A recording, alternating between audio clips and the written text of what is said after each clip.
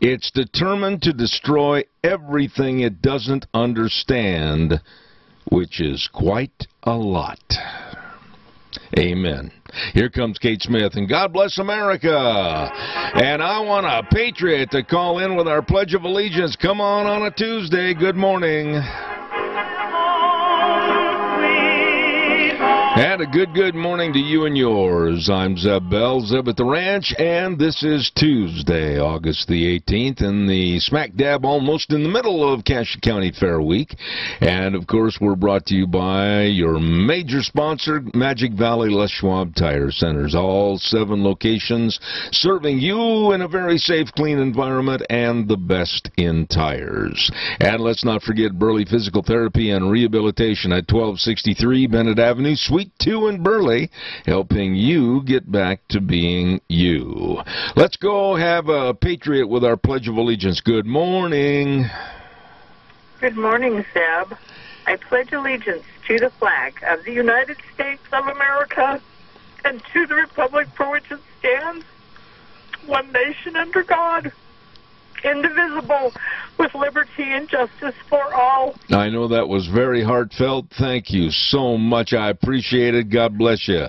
And with that Pledge of Allegiance, thank you, my dear. And with the Pledge of Allegiance now, we're going to run right to the weather forecast. And I'll tell you, I think it's going to be hot, hot, hot. I tell you what, I think I was in a sauna bath last night. K&R Rental brings you the weather, 256 south, 600 west of Hayburn. And believe me, they've got the best of rental of all the tools and equipment you need to finish any kind of a job or construction project, whatever. They've got all your garden and lawn equipment. They got everything over there. Roger and the crew serving you on the Burley-Paul Highway, K&R Rental. Right now, here's Gina with the weather. Make sure your AC is in proper working order because we're going to be in a heat advisory at least through tomorrow night. Here's a look at your weather forecast. Mostly sunny skies for today, and it's going to be hot. We are expecting a high of 97 and not really any sort of a breeze to speak of. Tonight, partly cloudy skies with a low of 65. Tomorrow, we do have a 20% chance of showers and thunderstorms in the afternoon. Some of these storms could produce gusty winds, mostly sunny skies. We are expecting a high of 95 for tomorrow night. Partly cloudy skies, low of 62. By Thursday, sunny and 92. Looks like the same for Friday, and pretty much the same for Saturday. That's what's your weather for Zeb. Wow, I'm telling you, warm weather. Right now, I've got 74 degrees outside the studio. That's warm for this time of the morning. And the weather brought to you by K&R Rental at 256 south, 600 west of Hayburn. It's easy to find. They're right there on the Burley-Paul Highway, and they want to serve you. If you have questions, 678-3122, K&R Rental. Caller, I'll be with you in just a moment. Stand by. I also want to give a great acknowledgement. I'm going to be there today. I have put it off for so long, and I didn't put it off on purpose. I've just had my world tipped upside down the last couple of weeks with running here, running there, and not getting anything really accomplished. I've got to get over to Darrow's Cleaners at 1223 Albion Avenue in Burley. Kevin and Cindy, they do such a wonderful job on my shirts and, of course, my jeans and everything. I really appreciate them, and you will too. I'll tell you what, stop in and see the best. Dry cleaning extends the life of your clothing, and believe me, the cost of the clothing you want to make sure lasts a long time. Be sure and take your clothes into Darrow's Cleaners, 1223 Albion Avenue in Burley. We got a lot of great guests coming up today. Next hour, Dan Kish, and then Clay Clark talking about the coronavirus. You don't want to miss that. Going to be good. And while I have a moment, I also want to acknowledge some people that have been on this program ever since the start, and that's, of course, Ramsey Heating and Electric at 2600 Overland Avenue in Burley. They get there early in the morning, too, at 7:30 to 5, Monday through Friday. And like Gina just said, if you've got air conditioning, you're going to want to hug that machine and make sure the filters are nice and clean to get the most efficiency. It's going to be warm, so stop in or give a call to Ramsey Heating and Electric, 678-0459, where they provide warm winters and cool summers. Caller, good morning. You're on the air. Good morning, Zeb. Have you went out and checked to see if you still have your mailbox? You know, this is such a phony story. I'm not even going to hardly give it any credence. The Democrats are doing all they can to lay some absolutely cartoonish ideas against Donald Trump, that he's stealing mailboxes and going to make it hard for people to vote. No, it's just lunacy. Yeah, they showed pictures of them being hauled away on a flatbed. Now wait a minute, Keith, you gotta clarify that. I'm going to put the onus on you this time, because no, those mailboxes were not being hauled away. They were replacement mailboxes, and some of which were being moved to another location. Some were going to be replaced with different ones. So don't say they were just being hauled away. Well, they did haul them away. But I was going to finish that, but you finished it. I didn't mean to be rude, but you know, I got to tell you something, Keith. We've been friends for a long time. I'm really starting to fill with anger over what's going on in our world today, and all the lunatic fringe. Trump did this, Trump did that, Trump is guilty of this. Aren't you getting sick of all the accusations like I am? I am, but nobody seems to rebut them. They're just out there and they fly with them. Yeah, well, you will. Supposed to swallow it. You will agree with me that the news media is not going to make a rebuttal. In general, the news media is going to side with the lunatics. Absolutely. They're not going to come on and tell you, well, the mailboxes are being replaced. Yeah. There's too many of them out there for the amount of employees they have, and so they're not going to do it. That's the only thing they could say, but they won't. I know. I really, and I'm getting really thin-skinned over all of this garbage. I'm going to be getting into a story in a minute that I'm sure you've probably followed somewhat, but it absolutely sickened my wife and myself last night as we watched this unfold on television, and I'm going to get into that in just a few minutes. I always appreciate your early morning call. Thanks, Keith. God bless you. Thanks. You bet. Bye-bye. All right, sir. Hey, don't forget Dino Septic Service. And when you talk about people that excel at what they do, I mean, they're heads and shoulders above all the competition with new equipment, all the equipment for septic tank pumping and sewer and sink drain line cleaning, liquid waste removal, water and sewer lines installed. And, boy, they cover a big area. Grouse Creek to American Falls, Twin Falls to Jerome, all the Burley Rupert area. Woo! You better give them a call, 436-6526 or 678-1638. I'm talking about fast, fair, friendly service. They are the best at what they do, and they do it so well. Dino's Septic Service. You get a hold of them today. I want to also remind you about what did I do with my commercial? I lost it. Here it is. Save on Shells with Anthony. Oh, my goodness, I thought I'd lost it. Save on Shells with Anthony with the new beautiful ARE shells. Believe me, these are something with a lifetime warranty.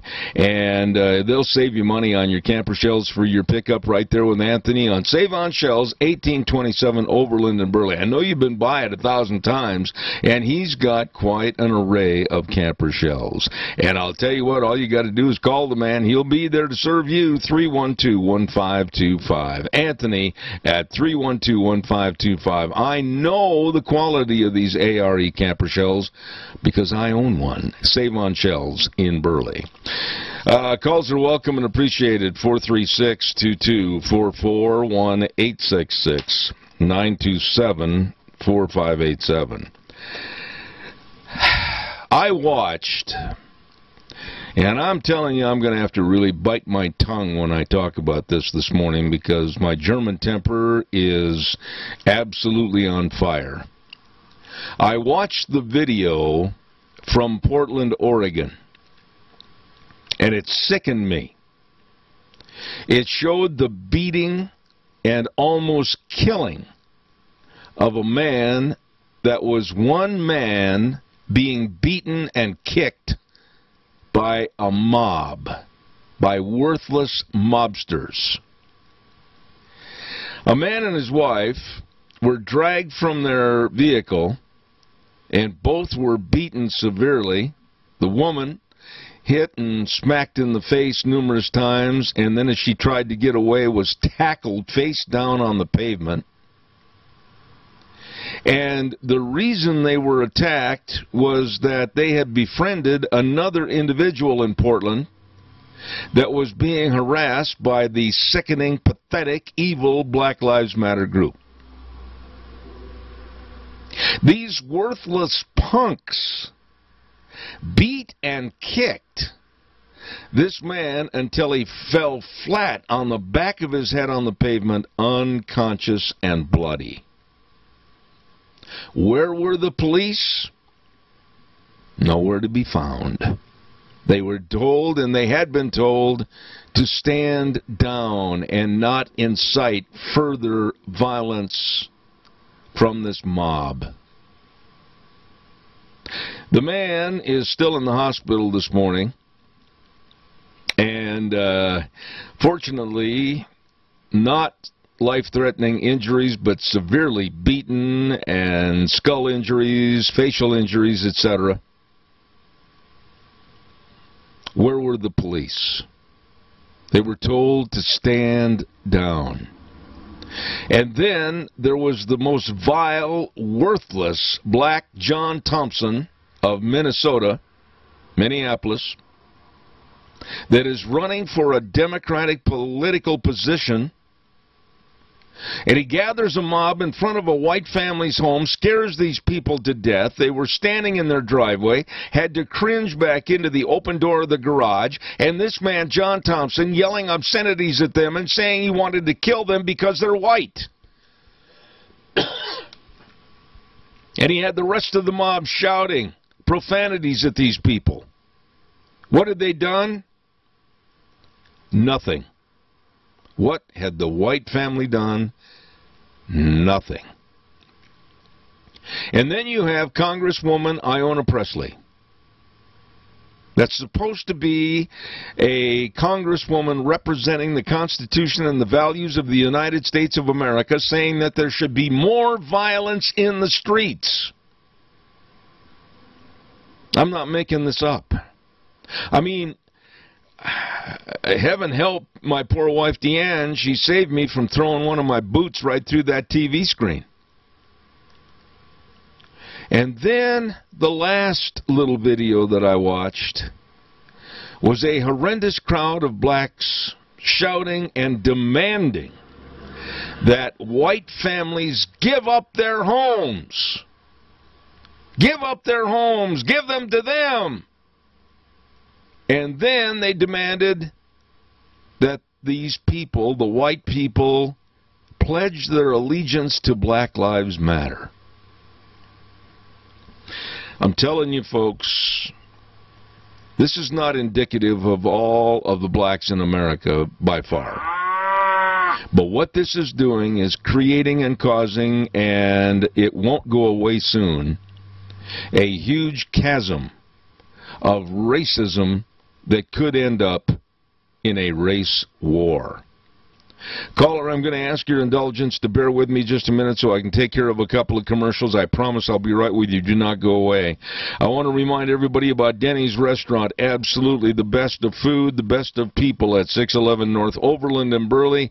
And we're going to have our lunch bunch over there next Thursday on the 27th. Absolutely. Great food, great menu choices.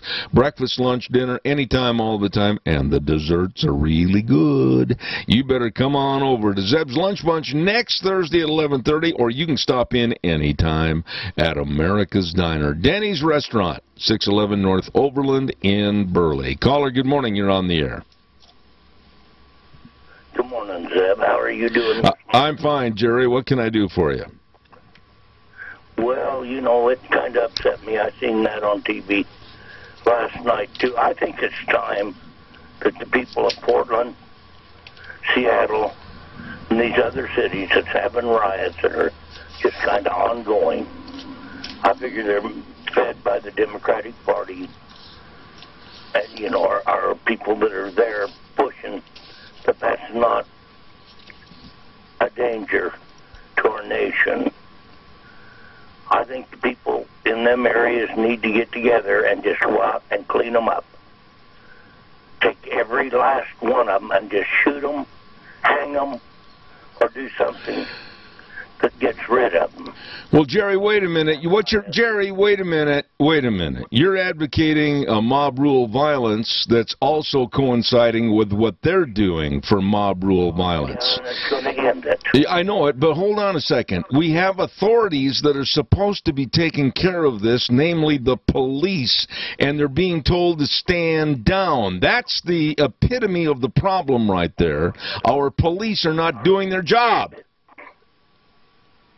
Go ahead.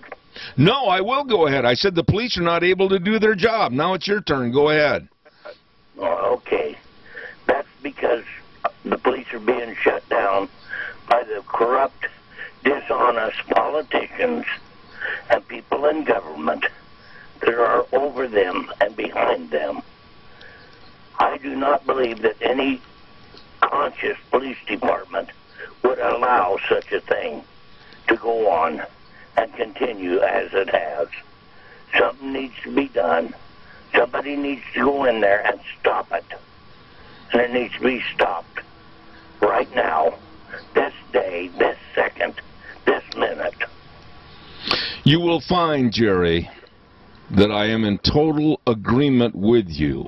And I absolutely am livid over these videos that I watched last night and the vileness, the criminality, the lack of caring for our fellow human beings was absolutely at its... it's just sicking me, like I said earlier, and something has got to be done, and I'm not arguing with you that somebody's got to get a bloody nose. Somebody's got to see the wrong end of it. Wait a minute, don't interrupt me, Jerry. I didn't interrupt you. Somebody has got to go and start this progression of putting these people back in their place of being lawful instead of wild animals. Well, I agree 100%, and I hate to be that mean and ornery in what I say, because it's not me.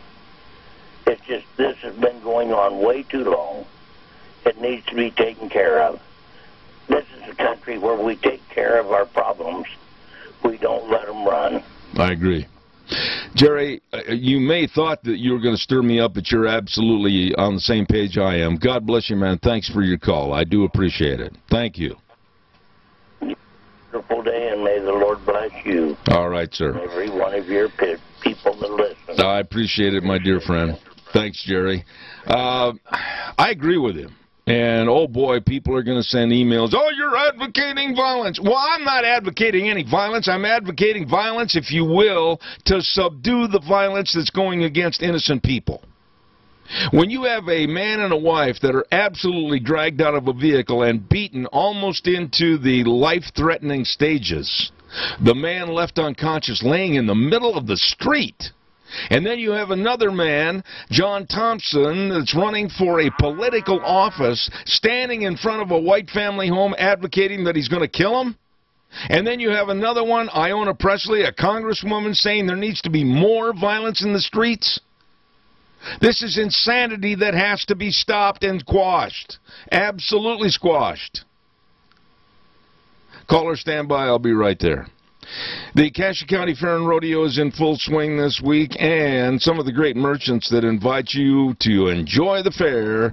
Burley Veterinary Hospital at 2869 Overland and Burley, 678-5509, the number to call. And they've got two great doctors serving you, and they treat both large and small animals. And they've got a lot of after-hours work for their clients as far as emergency calls are concerned.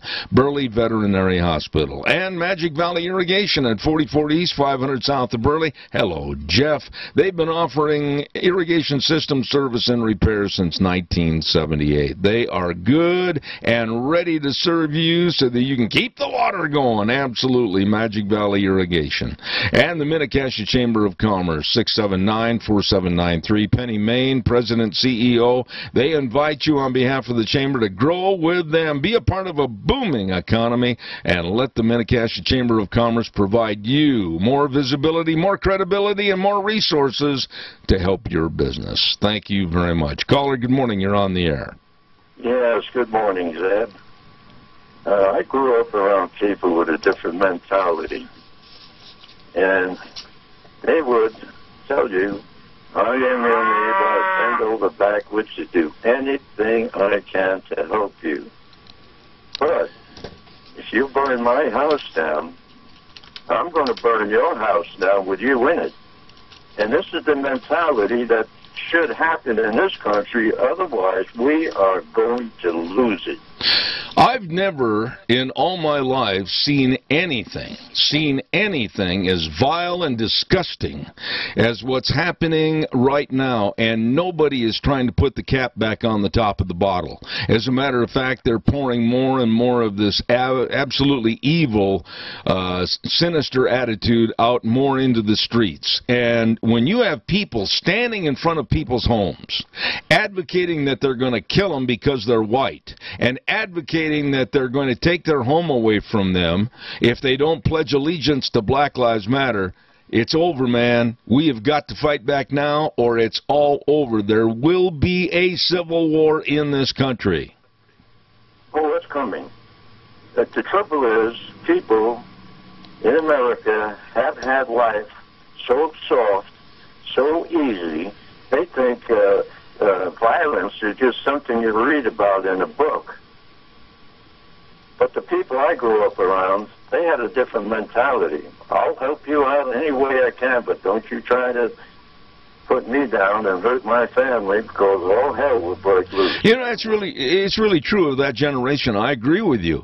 But what I found so absolutely sickening is that of all the bystanders that were watching this, and there were a lot of people that were filming these actions on their cameras, their cell phones, etc., Nobody jumped in to help anybody that was being beaten or kicked or punched or yelled at or screamed at. Nobody. What's wrong with our society that we can't help people? Well, they figure, well, if they get involved and they hit one of these guys, they'll be ganged up on, or they will be arrested for protecting somebody else. This is the mentality that's going on. Yeah, and I'm afraid you're right on that. It's at the top of the chain right now. Yeah, I totally agree with you that everybody's in fear, cowering in fear of befriending and helping another citizen that's being beaten by these punks. Actually, every one of those punks should have had a billy club laid to the side of their head, and I don't care how many are taken to the ambulances. This has got to stop. Well, the reason I didn't go to that get-together at the park is because it was basically a beer tasting thing. And that wasn't serious enough to go down there and get involved in anything. Yeah. Well, I'll tell you what, Tony, you're right on your assumption that we're living in some pretty dark times right now that could get totally dark with the lights never coming on if we elect Biden and Harris as president and vice president. They are part of a sick generation. Well, we've got veterans that are still buried over in foreign countries to protect other countries, but yet we can't use our troops over here to protect our country. So true. Tony, God bless you and Mary. Thank you for your call. I appreciate it. Thank you so much. I'm telling you, folks, I hope you see the enormity of this problem as it grows across the country, whether it's Portland, Seattle, Chicago, New York City. It's growing like a deadly cancer. Caller, I'll be right there. Stand by. Don't forget, $10 sports physicals. Are you kidding me? Yes. The Riverview Urgent Care in Burley, along with Urgent Care of Jerome and Twin Falls Urgent Care, are offering $10 sports physicals through the month of August, and 100% of the money will be donated back to your school's athletic program. These are really good folks at the Urgent Cares. I know I had Kyle and Alex on the phone with us last week. These sports physicals are regularly $20, and now they're going for $10, and no appointments necessary. Hey, and then the money gets donated back to your school's athletic program. Thank you. Riverview Urgent Care and Medical Center in Burley, Urgent Care of Jerome, and Urgent Care of Twin Falls. Caller, good morning. You're on the air. Hello, Zeb. This is Cowboy Mike. How you doing? Good, Mike. What can I do for you, buddy? I agree with them last two callers, and there's a meeting Saturday or Sunday down at the park, and somebody And the people put American flag up. Well, because they put American flag up, it was called in apparently, and it offended people. Well, I'll tell you what, people better start getting together. The Black Lives Matter has already been trying to get a foothold in Bury. So these other organizations, they call me out organizations. People, you better support your own militia, your local militia, and get together and try to put a stop to this stuff. It's just like Zeb's saying, it's going to spread here and all over the country if we don't stand up and do something. Mike, let me ask you. No, hang on a second. Don't hang up, please. I need to ask you a question. Where did this placing of our American flag, where did it derive all this anti-feeling against it? Where did this happen? Please tell me. Over at Storybook Park. Really? I was not aware that there was a problem there, but I'll tell you what, the American flag... problem there. Apparently some of the people go by there offended because there was the flag up at we've had a little meeting there. The militia had a little meeting there. Oh, my. And it was opened up with a prayer and it ended with a prayer.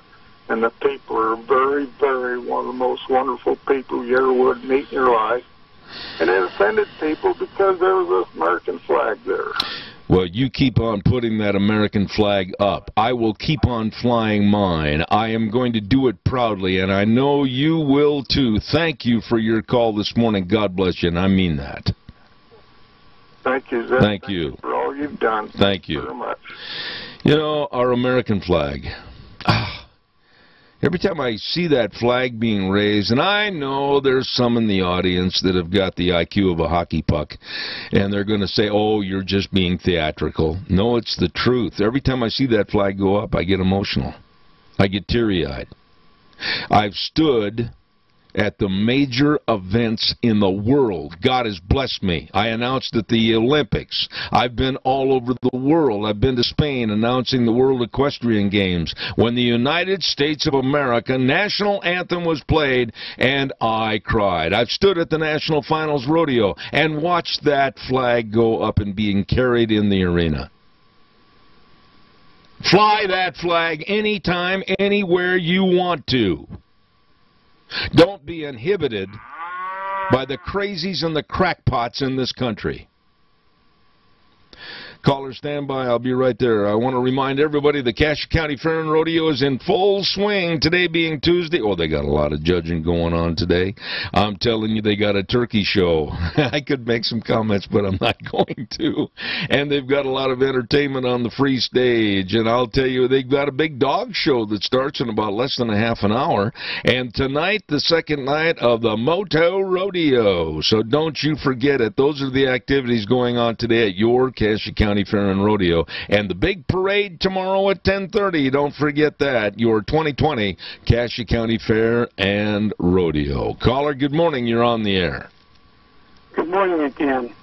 Did you know that I never knew that we had a militia in Cache County. Mm-hmm. But the other day my son said he was going to a meeting. Not my son, but my grandson. Said he was going to a meeting of the militia. Mm-hmm. I just said, what? I had never heard of it. I absolutely, as long as people stick within the parameters of the law, which I believe they are, as long as people stick within the legalness, if you would, if that's a word, of what's happening in this country with our amendments, our Constitution and everything, I support these folks for standing up and saying, this country, one nation, under God, and I absolutely support this. I think it's going to take all of us, regardless of our affiliations, to stand up and turn back the tide of the evil that's coming into this country, Keith. Well, I understand that, but I wonder, is our local sheriff's office and everything on board with this? Well, wait a minute. I don't think it's fair for you to ask me that question, because how would I have an answer? I wouldn't know. And because I haven't talked to Jay Heward, I haven't talked to any of the other county sheriffs. So don't put me on the spot and say, ask me that question. How would I know? Well, because you know a lot. Well, sometimes I wonder. Sometimes I wonder. You seem to have. Most of the time you have the answer. I don't mean to put you on the spot. No, but I tell you something, Keith. That I would like to know. What are the answers to the problems that are going on in this country right now today? Is it turning the water cannons on these people and just getting rid of them and washing them down the sewer where they belong? Is it a sudden force that comes in with billy clubs and, quite frankly, weapons and gets rid of them? I don't know what the answer is, Keith. I don't think you do or anybody does. But this cancer of taking over America and burning businesses and hurting families financially, possibly for the rest of their lives, they'll never overcome this, and hurting people in general, knocking them down to the ground unconscious, it's got to be stopped, Keith. I understand that, and what really bothers me is these protesters are mixed in with these ruffians, we'll call them, and the police don't know the difference between the good ones and the bad ones. Well, they're not ruffians. Ruffian is too much of a good term. These people are cancerous mobsters, punks, that want to do nothing but create havoc. They're worthless human beings for the trouble that they're causing. Well, a lot of them, they have too much time on their hands. They're either not employed or they don't want to be employed, or they're being paid by somebody else. Oh, I totally agree with you. I totally agree with you.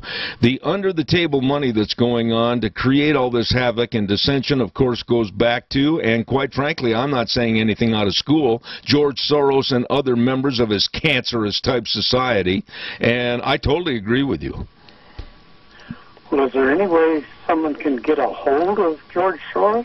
Or is he so elusive that he can run this country or try to run it into the ground? I am reading right now a story that is about George Soros, and as soon as I'm finished with it, I'm going to relay some of the key points of that story about the evilness, the absolute demonic attitude that this man has as far as a hatred for a capitalistic free society of the United States. George Soros will never receive a Christmas card from me. All he's going to get is absolute evil hate back towards him for what he's done. Well, I want to admonish this militia that's just started out in this county. I am proud of them that they're willing to step forward and maybe even someday get hurt. It may come to the point, Keith, it may come to the point, Keith, quite frankly, and I know a lot of people are going to cringe when I say this, oh, you're right-wing extremist and all this kind of stuff. If you don't have a gun to protect yourself, your wife, and your property, you better learn how to use one and purchase one. Across the United States, gun sales are skyrocketing because people know with the defund and debunking of the police departments across the country, they are a sole entity of self-protection, and they better learn how to do it. Amen. That's a good way to put it. And I'm on board 100%. All right, Keith. Hey, again, I always appreciate your call, and I mean that. Thank you very much. Thank you. You're sure welcome. Don't forget our friends at Berry Equipment and Rental Sales, Service, and Parts, 159 West Highway 30 in Burley, 465 Addison Avenue West in Twin, and the Napa location. And they have all the equipment for the job that you need to get done. The lifting, the digging, the pushing, the carrying. I'm telling you, they got all the bobcats. They got bobcats all over the place. All the trenchers and the scissor lifts. And boy, I mean, they've got the hammer drills, and they've got the Doosan wheel loaders and excavators. Woo! They got it all. They got it all, and they're waiting for you. All you have to do, stop in or see them today at Berry Equipment and Rental.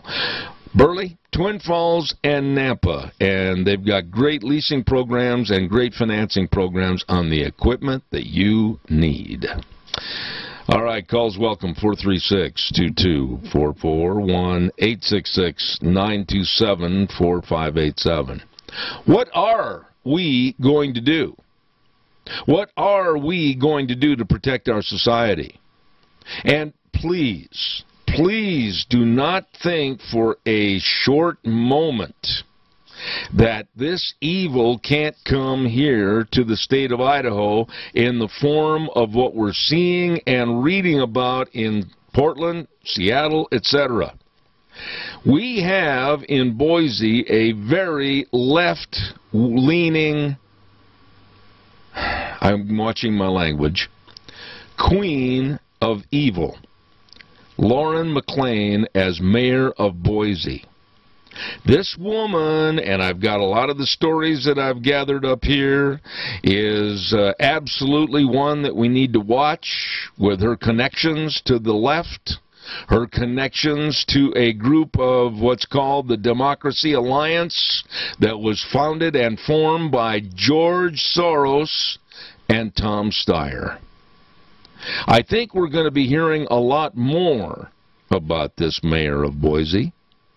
And unfortunately, I hope it's at a time that's not too late to do something about her. She is, and by all accounts of the people that I've talked to up in that area, a very scary individual with left-wing thoughts of completely transitioning the attitude of Boise. Caller, good morning. You're on the air. Good morning, sir. It is coming to Idaho. I'd never thought that we could get people that think like they do in Portland and Seattle here in Idaho to try to run our cities when we've been a very conservative and a very successful state. But yet, these people have moved here from states that they fled because they didn't like the policies and the taxes were way too high and they couldn't afford to live there anymore. So they come up here. Now they're creating the same thing. Doug, I want to ask you this. Have you, and you've always been very honest on this program, and I know that you are a political person like I am. Did you see the videos that I referred to this morning? Yes, very disgusting. You notice how macho those guys are? They are so macho when they're surrounded by other people that are there to have their back. Yeah. But you catch them one-on-one, they're the biggest daggum cowards that you'd ever want to come across. What sense of bravery is it to run up behind an individual that is almost unconscious, sitting in the middle of the road, run up from behind and give a dummy kick to the side of their head and totally knock them out? What kind of a brave John Wayne individual is that? Well, I can't say it on the air what he is, but it starts with chicken. Yeah. And it starts with sissy. This man, and then standing over him and huffing his arms out like you'd done that in pro football, you'd get a penalty for taunting. Yeah. This man acted so tough, but he had security on the back of his shirt. Security for what? Yeah, and here's the part of the story that made me so mad that I have a permanent indentation in my lazy boy with my fist, is that the end of the story, if you'll remember, they said, well, police were asked to stand down, but they are investigating this occurrence. Yeah. Yep, and that's coming to Boise. If we let this mayor in Boise continue down the road she wants to go down, we are going to have the same thing in Boise. The police are going to be told to step down. This is the society that they want to bring forth. They want to bring a society where bullies rule, mob rules, when they defund the police. Who's going to take over in the streets to keep people safe? Absolutely. And then It will be nobody. Real quick, Doug, I've only got, I'm late on my weather forecast, but I got to have you respond to that Minneapolis, Minnesota black John Thompson that is running for a Democratic political position as a congressman, and he gathered a mob in front of a white family's home and absolutely scared this family to death, yelling obscenities and saying he wanted to kill them because they're white. Go ahead and give me your explanation of that. And they call white supremacists racist. Yeah. You look in the mirror and you can see who the racist is. You watch TV, you can see the race baiters. The race baiters are the racist people in this country. The ones that keep fanning the flame, the one that keeps throwing fire or gasoline on the fire. Those are the racists. Yeah, where's Al Sharpton?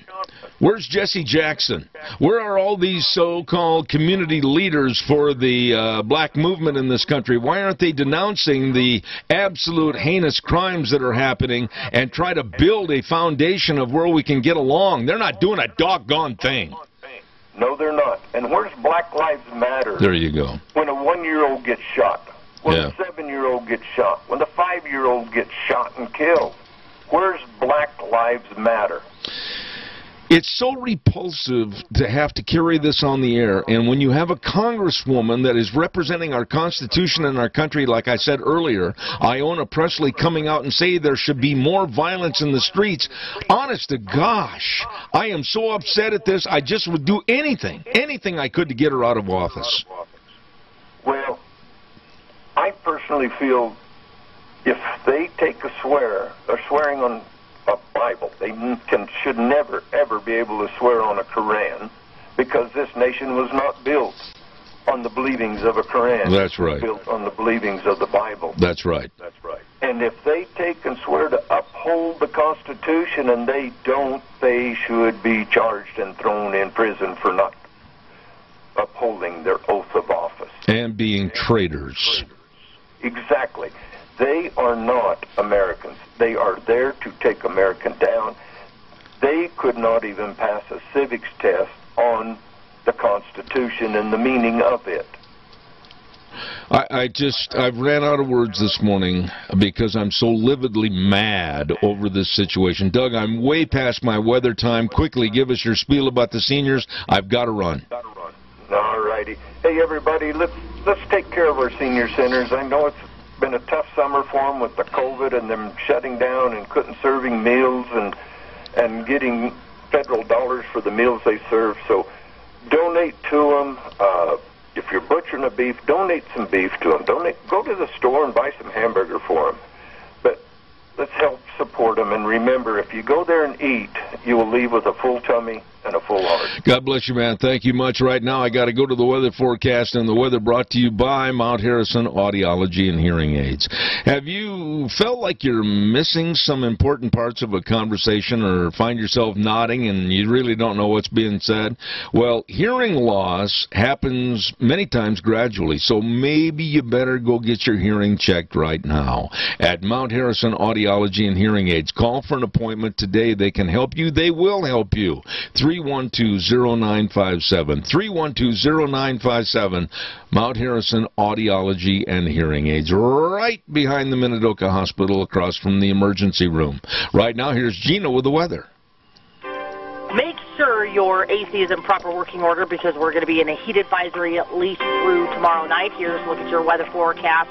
Mostly sunny skies for today, and it's going to be hot. We are expecting a high of 97 and not really any sort of a breeze to speak of. Tonight, partly cloudy skies with a low of 65. Tomorrow, we do have a 20% chance of showers and thunderstorms in the afternoon. Some of these storms could produce gusty winds, mostly sunny skies. We are expecting a high of 95 for tomorrow night. Partly cloudy skies, low of 62. By Thursday, sunny and 92. Looks like the same for Friday. and pretty much the same for Saturday. That's Look at Your Weather for Zeb at the Ranch. Thank you, Gina, and brought to you by Mount Harrison Audiology and Hearing Aids. And believe me, don't put it off. Your hearing health is extremely important, so you call, make an appointment today. 312-0957, Mount Harrison Audiology and Hearing Aids. I've got time for another call or two, so give me a jingle on the landline before we have to run to the news from CBS. So give me a jingle, 436-2244, 1-866-927-4587. I got to tell you, folks, I'm being really honest. I tried, but I could not watch more than 20 minutes of that telethon marathon the Democrats call their convention. It was a farce, and it was just nothing more than taped canned speeches, phony music, and a bunch of baloney. I cleaned it up.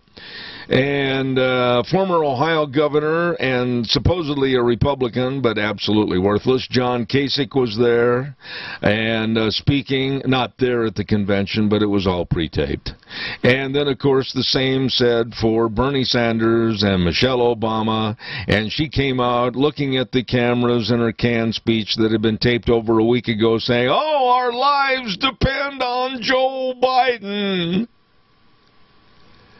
Oh my, it was pathetic to be kind and ridiculous on the bottom end. And tonight, Bill Clinton, oh boy, is going to be speaking along with Alexandria Ocasio-Cortez, a bartender that is a punk queen from New York that knows nothing more than come here from Sikkim. And she has been dubbed that she will be the green energy czar for the Biden campaign if they win the White House, and all of us will be living in a world without energy.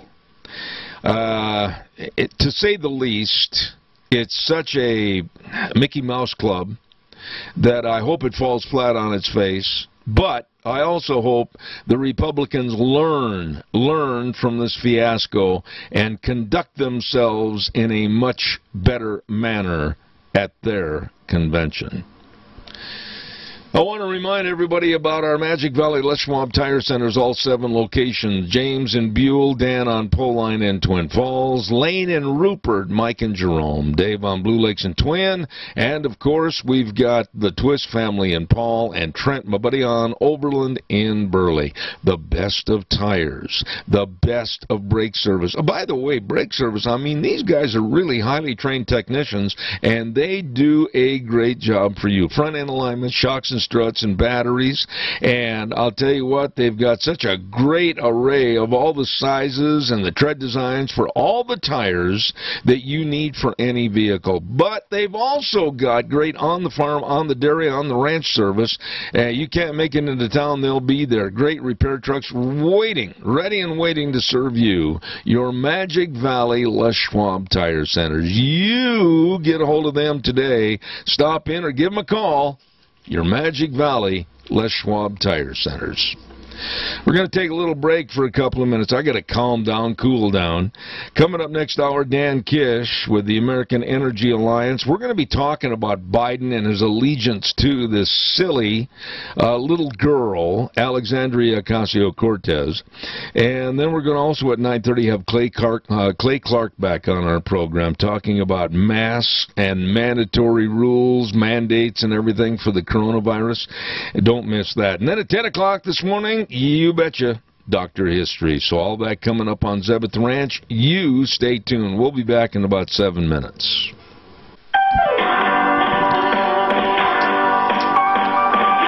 Oh, here we go. Hour number 2 on this Tuesday, August the 18th, and Zeb at the Ranch. And I can't worry about that right now. Deanne, thank you very much. I'll get that answer to you next hour. Thanks. Brought to you by our major sponsor, your Magic Valley Les Schwab Tire Centers, all 7 locations serving you with a very safe, clean environment and the best in tires. And don't forget, too, Burley Physical Therapy Therapy and Rehabilitation at 1263 Bennett Avenue, Suite 2 in Burley, helping you get back to being you. Right now, let's have this good word for Western Waste. From the canyons of the Snake River and all across southern Idaho, we're all at the Georgia disposal. Western Waste Services, we care about our community, our resources, and this free land. Western Waste Services is lending a hand. Always at your disposal. Western Waste Services. Do you need a dumpster? Are you cleaning things up as we, unfortunately, I hate to say this, heading into the fall? Do you need to get the basement in order? Do you need to get the attic? Do you need to just kind of clean things out because you're going to be cooped up inside in the colder months, hopefully, that are coming? I mean, not hopefully, but anyhow. They've got all the dumpsters in various sizes at Western Waste Services, always at your disposal. What you have to do is just call 734-6969. They'll drop one off. You can fill it up, and they'll come and get it. Western Waste Services, always at your disposal. Want to also give a great big shout-out this morning to our friends at Burley Physical Therapy and Rehabilitation. I'm going to be there this afternoon. Yep, Goober and I've got to go over. And Deanne, very unfortunately, has been having some trouble with her neck, and I've been having trouble with my old knee. So we're going to go to the place that helps us, and that's, of course, Burley Physical Therapy and Rehabilitation, 1263 Bennett Avenue, Suite 2 in Burley. Absolutely, with the best of physical therapists, all the exercise programs, and the only one of its kind in the area, the hydrotherapy pool, serving you. Call for an appointment today, 678-1191. Burley Physical Therapy and Rehabilitation, 1263 Bennett Avenue, Suite 2 in Burley. Really good people.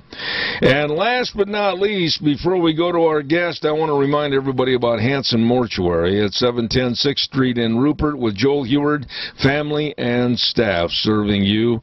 When there's the passing of a loved one, believe me, there's the absolute necessity to get things done, and you need people to help you, and they are there to serve you and provide the families with the best possible support and comfort, and always with the highest ethical standards with unquestioned integrity. Hanson Mortuary, 710 6th Street in Rupert with Joel Heward, and Joel also serving you at Morrison Payne Funeral Home on East Main in Burley. Right now I get a chance to visit with a good friend that is so knowledgeable about energy or the lack thereof, and he's with the American Energy Alliance. Dan Kish, good morning, Dan. How are you? Good morning, Zeb. I'm well and hope you are too. I am, but I got to tell you, and Sean over at the studio again, I got a little feedback on this call if you could help me out. I am wondering what's going to take place tonight at this so-called Democratic convention, which is kind of like 30 clowns in a clown car, with Alexandria Ocasio-Cortez introducing and unveiling perhaps the energy program under the Biden administration. What are your thoughts? Well, I think I'm looking forward to it, Zeb. I'm sure we'll all learn something.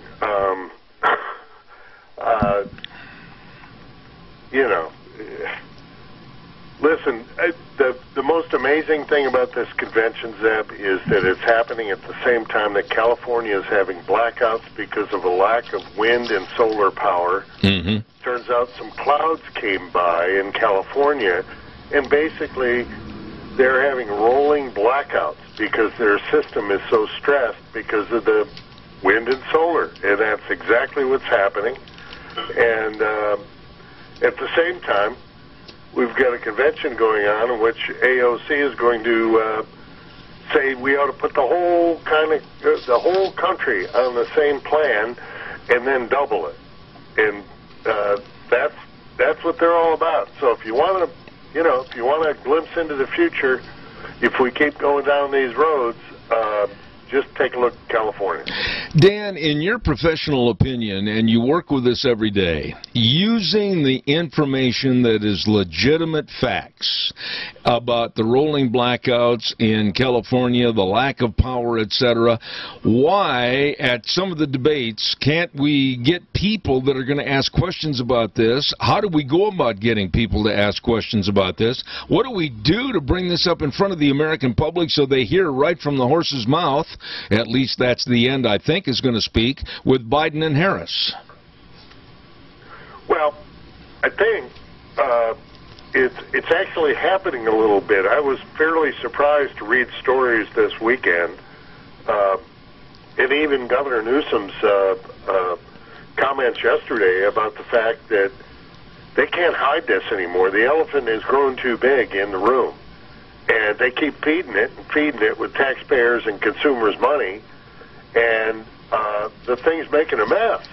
And basically they're acknowledging that gee, they need, now their answers, of course, are not good. They say the thing they need is more batteries and backup and that sort of thing. Well, yeah, you know, that's just more of the same, more complicated Rube Goldberg approaches to energy when we know what works. We finally became energy independent last year for the first time since 1957, and we did it just using good old American ingenuity and hard work and the rest of it. And these guys want to toss it all aside. It's almost like, I don't know, they're almost childlike in their approach to this, as though you're not doing it the right way. Let me in there and let me grab a control of all the levers. And you know what happens when you do that, Seth? Well, you know, there's so many things that I would like, honestly, I'd love to have the invite to be one of the moderators and asking questions. The first thing I would ask Biden would be, what about this clean energy revolution? How can you say that it's going to deliver millions of jobs when you're going to unemploy millions of people? That's the first thing I'd like to ask him.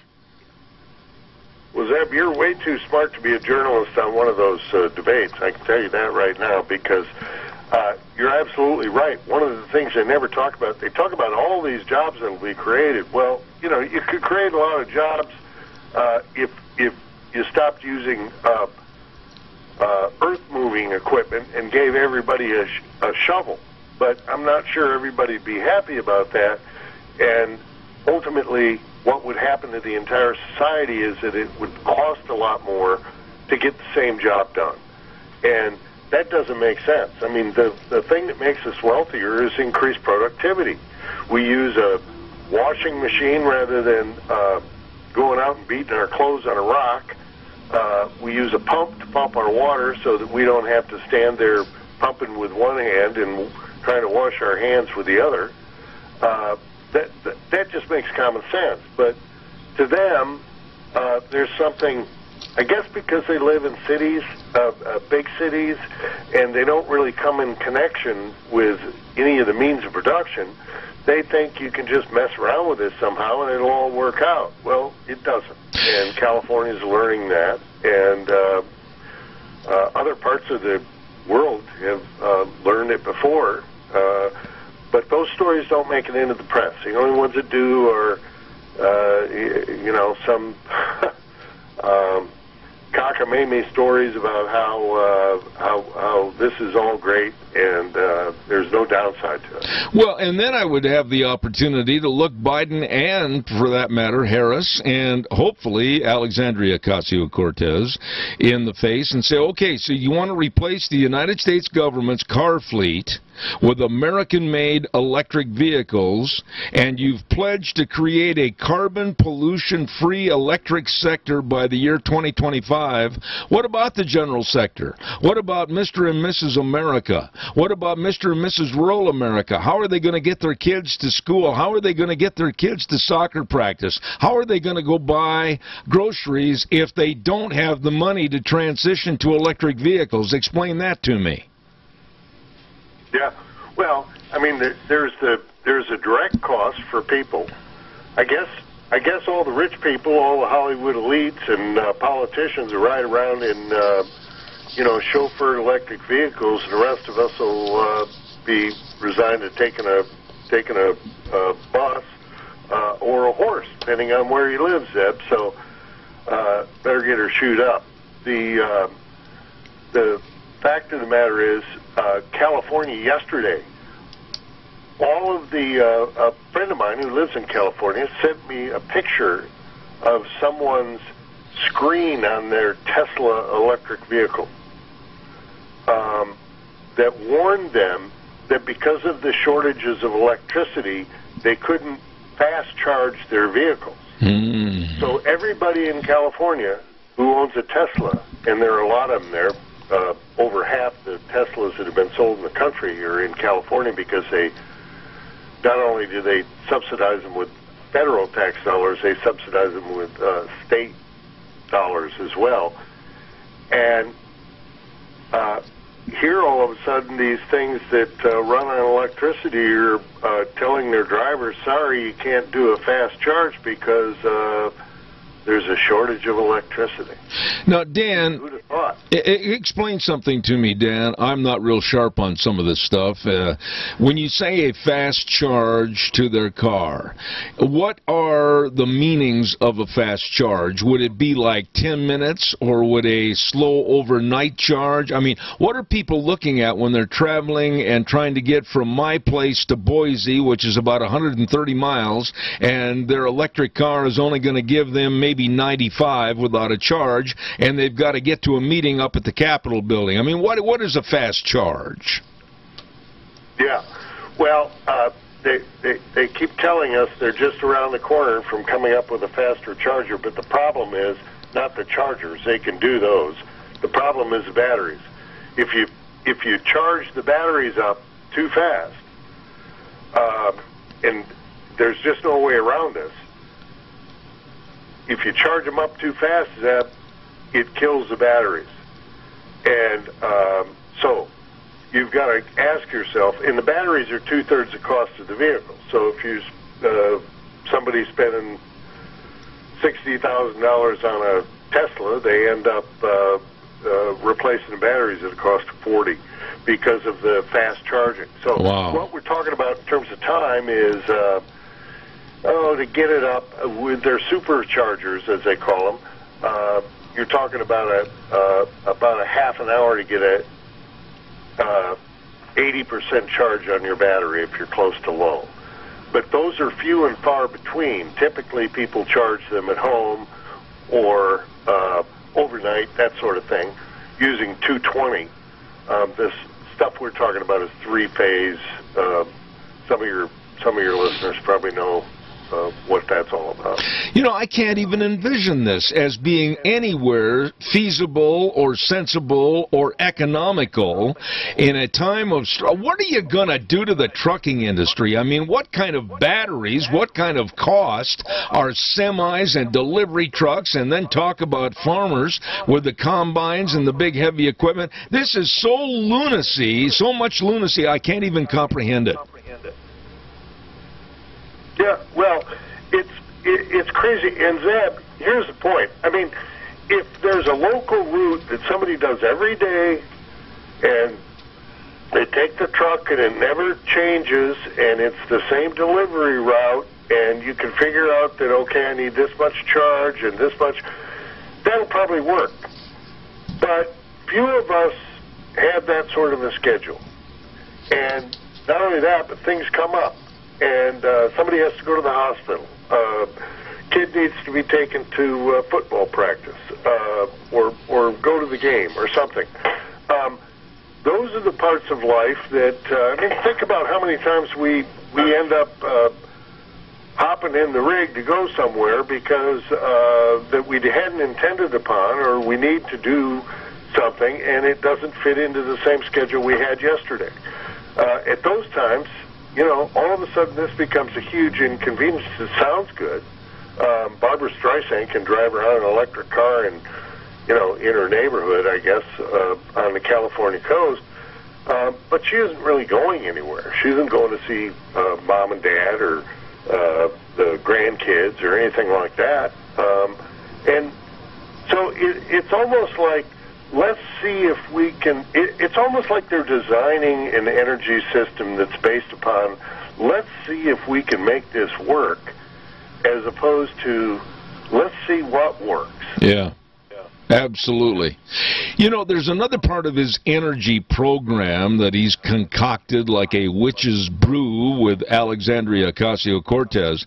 And when I read this, one word stood out, and it's the word giving. Now listen to this. Biden promised to revamp American manufacturing by giving millions of buildings an energy makeover. Now, Dan, I didn't fall off the pumpkin truck yesterday. First of all, giving millions of buildings energy makeovers? No, they're not going to give anybody anything. They're going to charge, and they're going to charge plentifully. Explain that to me a little bit, and then we'll take a call. Yeah, well, here's how it's going to work. They've been trying to do this for a couple decades, Zeb. They've been trying to establish national building standards. So if you want to do something to your house, or if they decide that it's necessary, you have to fix your house. You have to build it a certain way. You have to, I mean, California's already doing this. Any new house has to have solar panels on it. A lot of good that's doing them right now. But in essence, what they want is a top-down regulation of all these things. You dumb people out there haven't got enough insulation in your attic, or you don't have this, or you don't have that. And so we're going to compel you to do that because we have to save the earth. Never mind that China puts out more than twice the carbon dioxide we do and are building coal plants lickety-split. We're supposed to bend over backwards, take money out of our pockets, and hire a bunch of people to come in and retrofit our houses and our offices and our buildings in order to comply with, what they think is right. So they're masterminds. They want to control everything. They're control freaks, Zeb. This is what's going on. We have a caller with a question or a comment. Caller, quickly, please. You're on the air. Go ahead. Dan, Zeb, I think of my grandmother with a sewing machine with a treadle under it. And these people with the electric cars, maybe the point would get through their heads is if they had to pedal a bicycle after they got home to charge those vehicles back up so they can go somewhere. I'll leave it at that. Thanks, Dan. Appreciate you. No, thank you. That's a good friend of ours, Earl, and he always has some good comments. But you know what? I can see a lot of people out there on a bicycle attached to a bunch of cords and everything trying to generate enough electricity to charge the old Volkswagen up. I mean, that's the lunacy of this. Well, yeah, Zeb, and people have, the truth of the matter is folks have little appreciation for how much energy it takes to move things and to do things. I mean, we just flip a switch or turn a valve or start an ignition and things happen. The amount of energy that's in a gallon of gasoline is enormous. There's more energy in a gallon of diesel. It's enormous. For the pound for pound, gallon per gallon, that stuff has huge amounts of energy in it. You can't duplicate that by trying to catch the sun's rays or the wind blowing when it feels like it. And then storage is another problem. And so all of these things are, they're just sort of X'd out when it comes to the reality check that has to be done. But if you have a media that doesn't ever reality check these people, doesn't ask the hard questions, then they get away with it. And that's what's been going on. They've just been spewing this stuff out nonstop. They criticize anybody who asks a question about it, like, how's that going to work? Because, frankly, they don't have an answer. And just trust us. Just trust us. Well, I don't know, but I'm from Missouri when it comes to that. Absolutely. You know, Dan, you brought up an excellent point that I was going to ask you about anyway, and that's the media. They're complicit in this stupidity, and I cannot understand how you can call yourself a journalist or a talk show host or anything in the media if you don't ask questions of information. And one of the key questions I have, I've already given you a bunch of questions I'd ask these people. Why isn't the media able to step up on the top step and ask these questions? Are they all cowards? Well, I don't think they're necessarily dullards, but they don't have common sense, Zeb. And they don't have common sense because they really haven't been out there in the world. These people live in the same places that AOC lives. They live in New York, they live in Washington, they live in LA, they live in Chicago. The world that they know doesn't include things like having to move some dirt in order to put a pipeline in and all the rest of it. None of it. So they don't understand it, and so they just buy into the same thing that AOC buys into. Sounds good to them. Hey, yeah, that sounds good. Free power for as far as the eye can see, not a problem.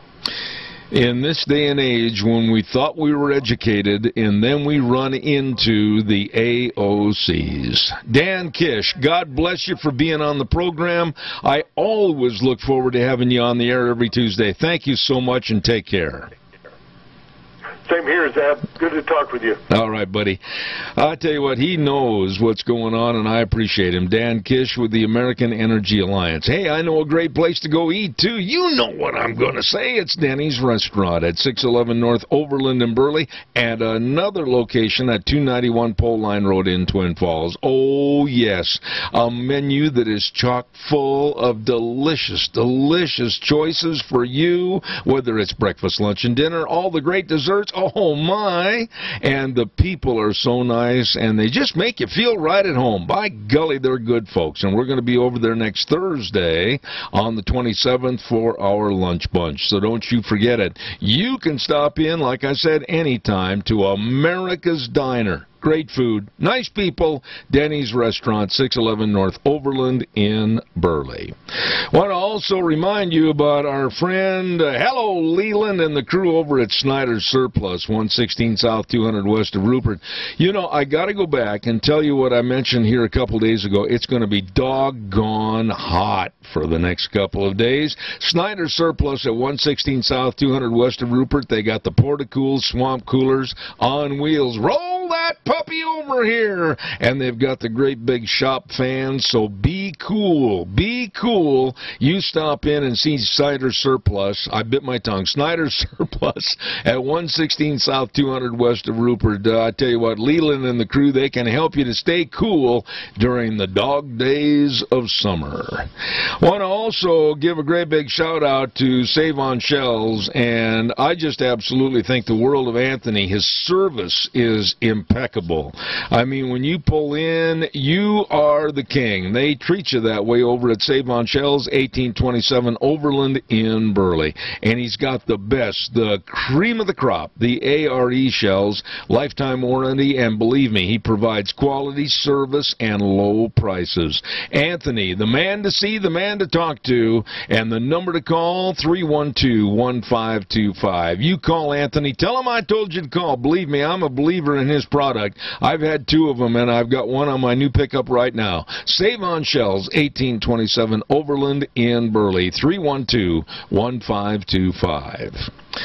In just a moment, we are going to have Clay Clark on our program this morning, and I'm looking forward to talking to him more so than the last time he was on. I'll guarantee you I've got more questions to ask about the pandemic and what we're doing or not doing.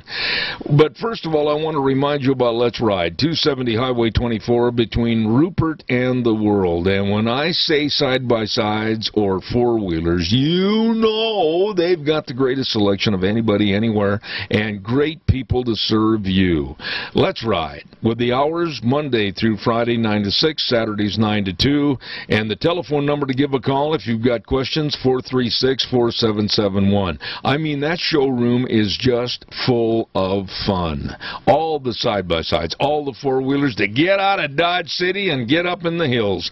So take care. Call them today. Don't forget. And they've got all the accessories and a great service department, too. Let's ride where the fun is sold. Over in that same area, by the way, I want to mention, too, Todd and the rest of the crew at Cameron and Siemens Insurance, Highway 24 in Rupert. Boy, it goes without saying, they are service-oriented. I know because they've certainly helped Deanne and I. Life insurance, health insurance, retirement planning, employee benefits, all of this and so much more. All you've got to do is pick up the phone, give them a call, make an appointment, 436-4424. Number again, 436-4424. They are very accessible to helping you. Cameron and Siemens Insurance, Highway 24 in Rupert. Good folks. Well, I had this gentleman on my program a couple of weeks ago, and he's a former SBA Entrepreneur of the Year and founder of Thrive15.com. I've got a lot of respect for his abilities to get his point across. Clay Clark, good morning. How are you? I'm doing very well. Thank you for allowing me on your show.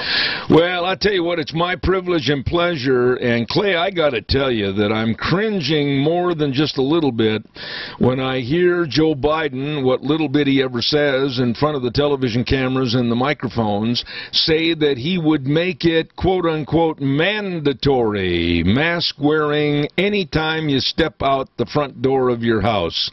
What are your thoughts on mandatory mask wearing? Well, let's first start off with the health aspect of it. One is that when you wear a mask, it decreases the oxygen level that you have. It's obvious. But if you go on the OSHA website, it shows that if you're an employer like I am, if you employ people, you're not allowed to make your employees work in an environment where there is less than 19.5% oxygen in that environment.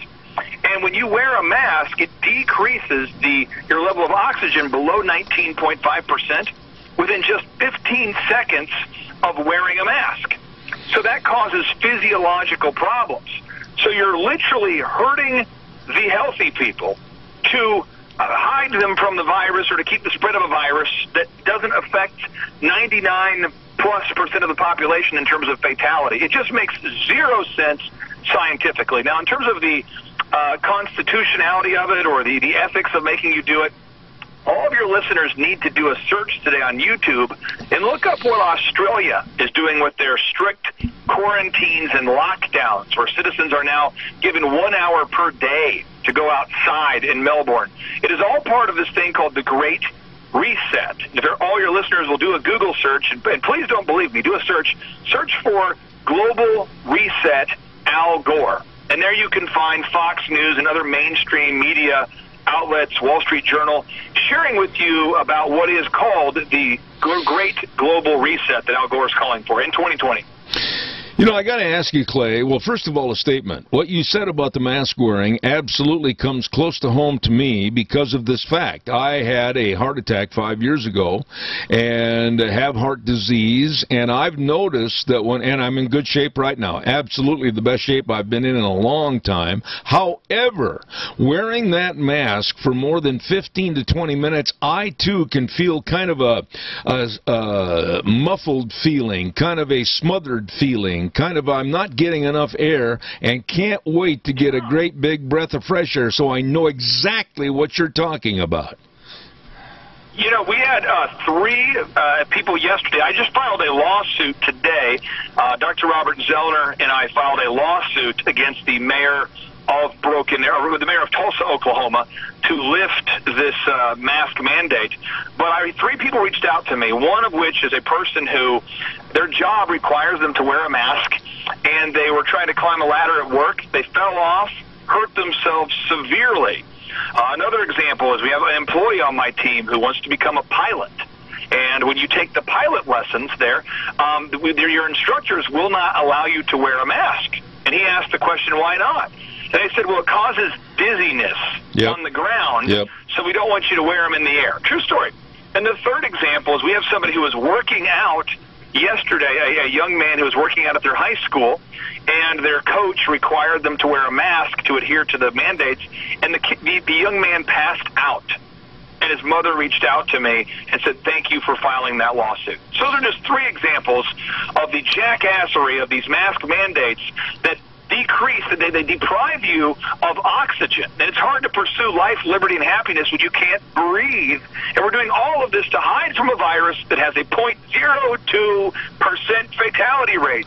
What is going on? It's called the global reset. We must wake up and be aware of what's going on. And if your listeners will go to time2freeamerica.com, time2freeamerica.com, I have put all of this research in one place. Everything is cited. And I'm just telling you, when you start interviewing, I interviewed U.S. Secretary Ben Carson on our show last week, Senator Dr. Scott Jensen on our show, Dr. Judy Mikovits. When you start having expert after expert tell you the same thing, that wearing a mask is bad, it becomes abundantly clear that the only people telling you to wear a mask get paychecks in some way, shape, or form, or funding from Mr. Bill Gates. So Robert Redfield speaks to you from the CDC. That's a Bill Gates-controlled organization. Just look up how much money Bill Gates has donated to it. When you hear Dr. Fauci, that's a Bill Gates conversation.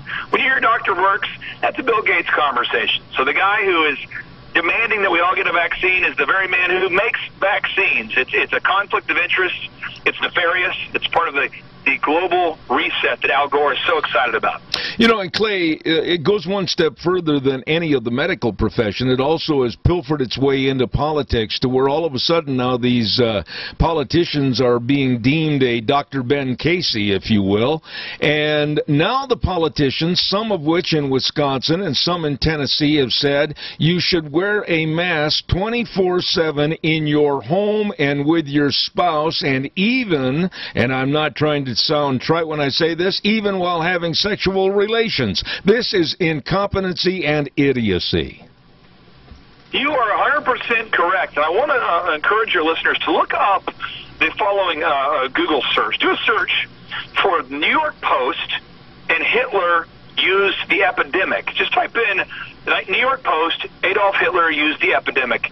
In 1933, Adolf Hitler called for the defunding of the police. He said that the influenza is spreading too bad and we need to control the virus. We need to send people to quarantine camps, which later became known as concentration camps, where you would concentrate those who are most likely to spread the disease all in one place. And just yesterday on Fox News, they had a doctor who was on Fox News explaining that kids should wear yellow buttons if they haven't been vaccinated that say, "Do not hug me." So that way people can know who's choosing not to be vaccinated. True story. Tucker Carlson. It was on Tucker Carlson yesterday. Blew my mind. You know, Clay, what do we do, though? I mean, the American public is being herded like a large herd of cattle right over a cliff to where you either do it or they're going to come after you, they're going to chastise you, or they're going to pass a mandate, or they're going to pass some kind of illegality to fine you. Some really encouraging news for your listeners today. I'll tell you what you can do, okay? We have 2 action steps we can do today. One, it's not self-serving. I have nothing to sell your listeners. Go to time2freeamerica.com. Just go there, because I put all the data there, and fear blocks logic. And it's very hard to think logically when you're fearful. And what we need to do is we need to share the truth in the air, everywhere, like we have a psychological problem. To try to channel your inner liberal and just post on social media like your life depends on it. Share the truth everywhere. But then the second thing we need to do is we need to be encouraged and supportive of a guy by the name of Dr. Atlas. And I'm not sure if you've covered Dr. Atlas yet. Yes. But President Trump just appointed him to join the coronavirus task force. He hopped up on the stage while wearing a purple tie and explained to all of America that the coronavirus is less dangerous than the flu for most people. And he is now helping to steer the ship on that coronavirus task force. And I can tell you today, I know as a fact, I just interviewed Dr. Dan Erickson yesterday from California. And he's the controversial guy whose videos were banned from YouTube. He is actually at the White House today meeting with the president and leading members of his cabinet. And Dr. Atlas is the man we need to be praying for and supporting. So everybody do a good Google search for Dr. Atlas. He's a Stanford medical doctor who disagrees with Dr. Anthony Fauci on virtually every point. And if we will implement his protocols and strategies, we're going to be done with this thing tomorrow. I mean, this guy is absolutely, he knows the truth. He doesn't live in fear. He's not in favor of mandates and lockdowns. He is currently meeting with our president. So we need to pray for Dr. Scott Atlas.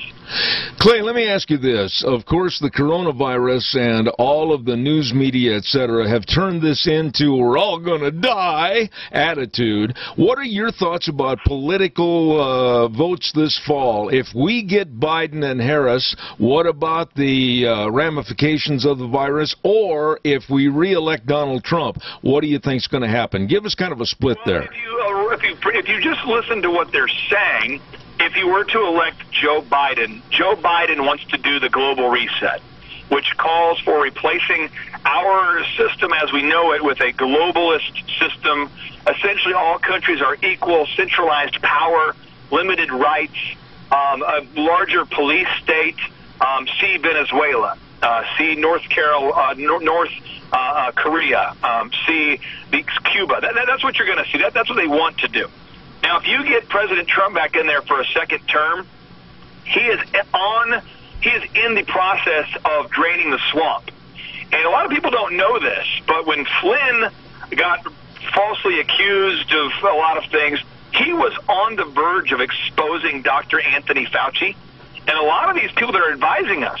So if Trump wins this, I think you're going to see a huge momentum and a lot of people being removed from office, a lot of people going to jail, a lot of indictments. Wray, the head of the FBI, W-R-A-Y, Wray, the head of the FBI, the director of the FBI, he reported there are now 5,000 investigations going on right now in these United States where we're investigating members of the U.S. government who failed to disclose they work for the Chinese. In fact, 54 doctors were fired all at one time for failing to disclose that they work for the communist government. And these are doctors who are members of Dr. Anthony Fauci's NIH. Think about the profundity of that. 54 in one day were fired for failing to disclose they work for the communists. I want you to expand a little bit, if you could, expound a little bit on the school openings. We have seen so many colleges, universities, high schools, etc., closed down in fear of this virus, and all the sports and extracurricular activities closed down. That's damaging our young people. Give me your thoughts on that.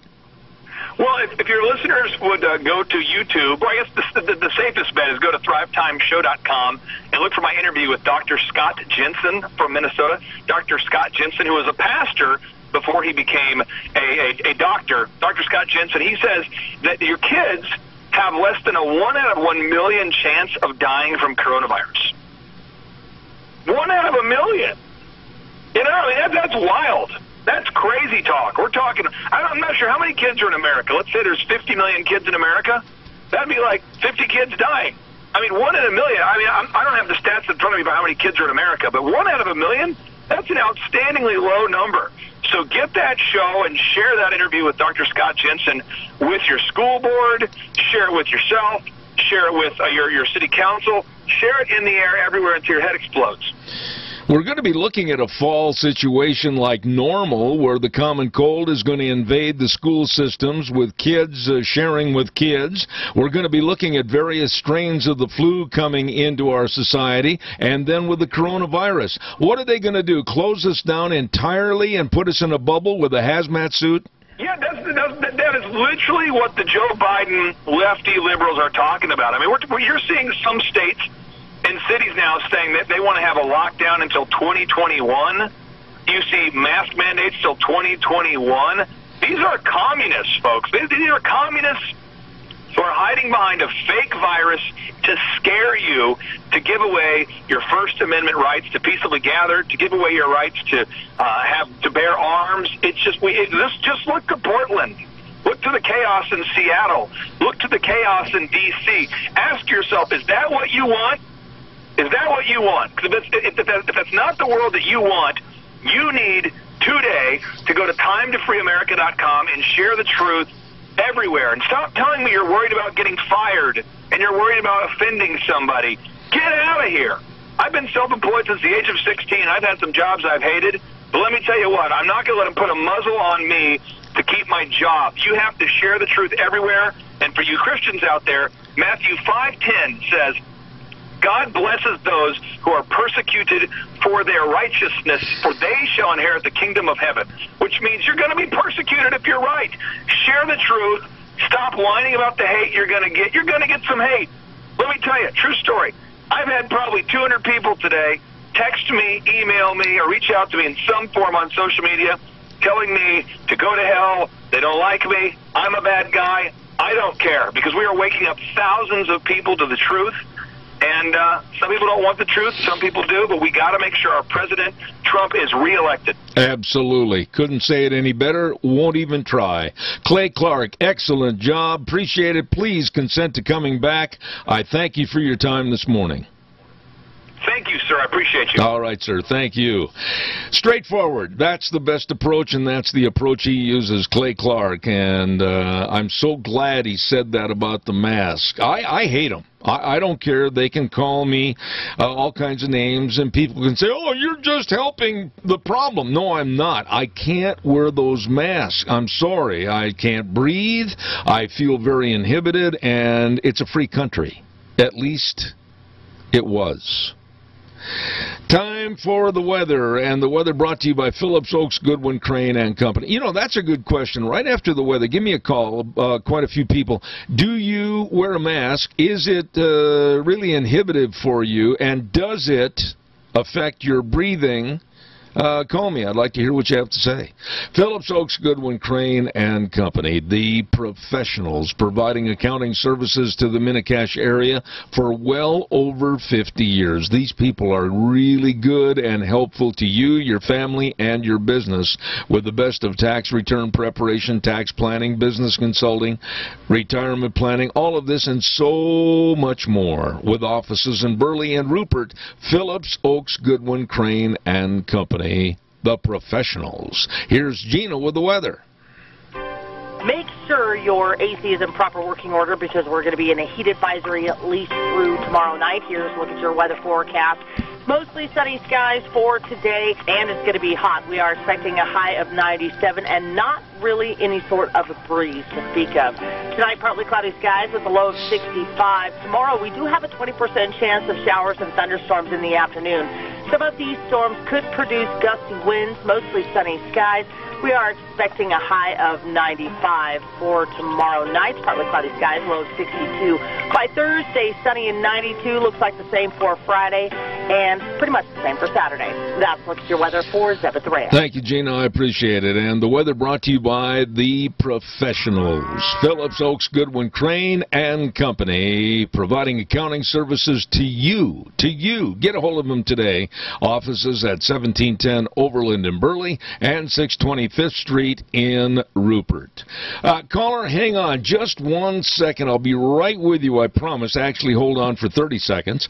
I want to remind everybody about Patterson's at 421 East Main in Burley. Curtis and Lorena, nice people, knowledgeable people. They know all about electronics and all your electronic needs, whether it's home theater systems, video surveillance cameras, car stereos and speakers, complete sound systems, the best of TVs from Samsung, Sony, Toshiba, LG TVs. Oh my, they know, and they can help you. They're open Monday through Saturday 9 to 6. I urge you to stop in and talk to these very, very nice people. Patterson's Electronics, 421 East Main in Burley. Caller, good morning. You're on the air. Yeah, you want to know if we wear a mask or not? Yeah. Yeah.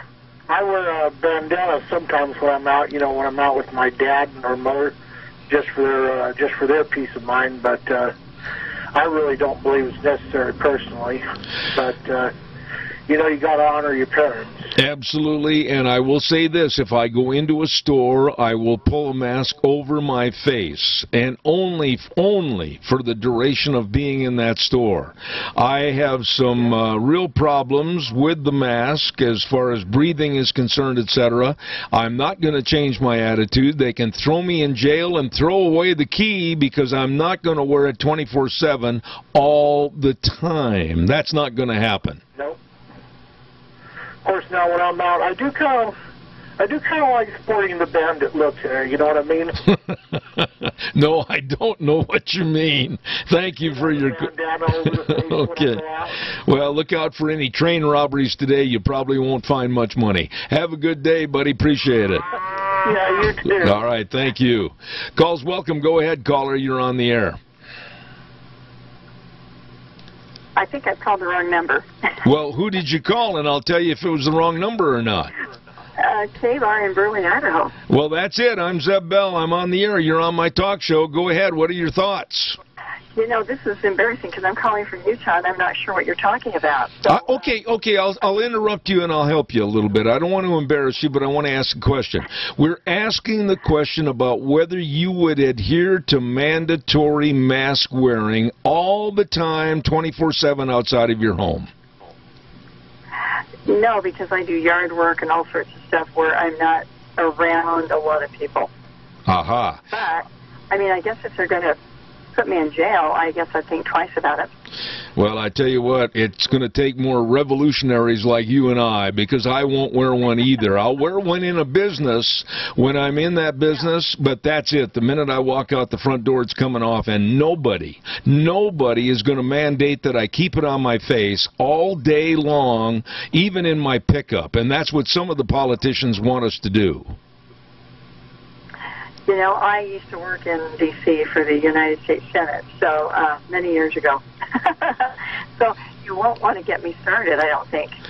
No, as a matter of fact, you're wrong. I absolutely appreciate your call, and I thank you for sharing your information, and you're more than welcome to call my show anytime. Thank you very much. Now, how can I call to just get a public service announcement? I'll tell you what, maybe I'll ask Sean to put you on hold, and then he can transfer you to the front office. How's that? Great. All right. Thank you very much. Thank you, and you have a wonderful day. You too. All right, thank you much.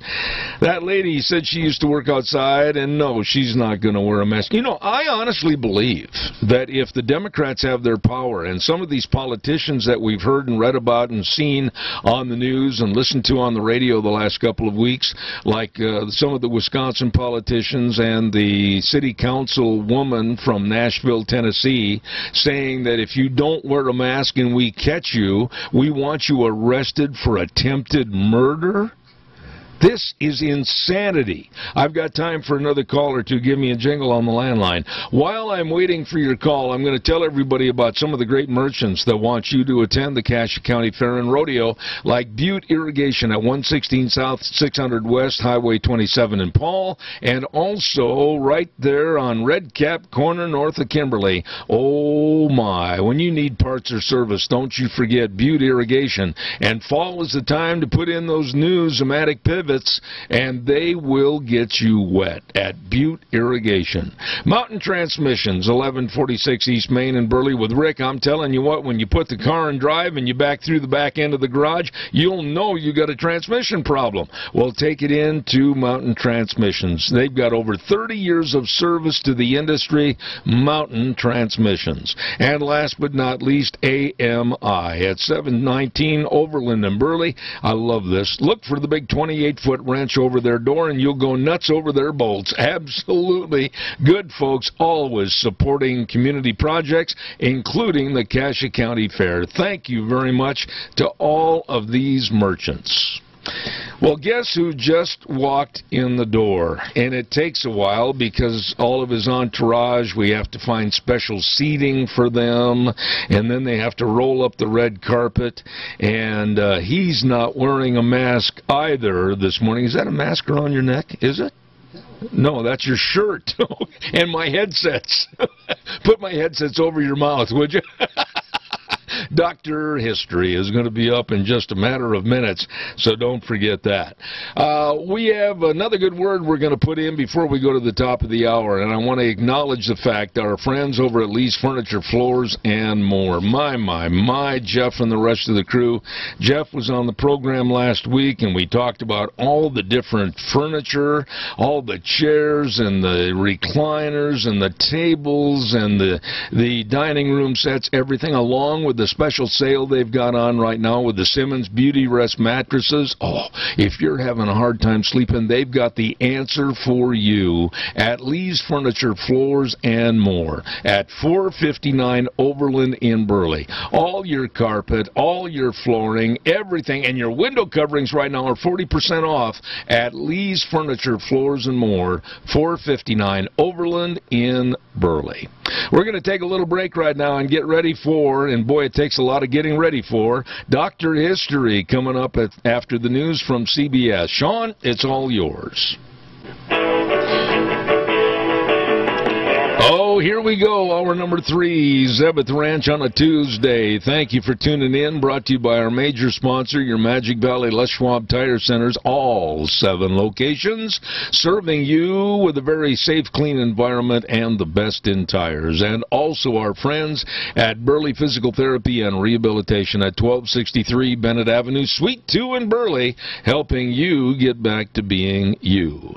You know, I want to talk a little bit about homemade meals, housekeeping, all provided for seniors at Greystone Crossing, independent senior living in Heyburn. This is a beautiful place at 1221 21st Street, right there on Alfresco Road, a mile east of Walmart.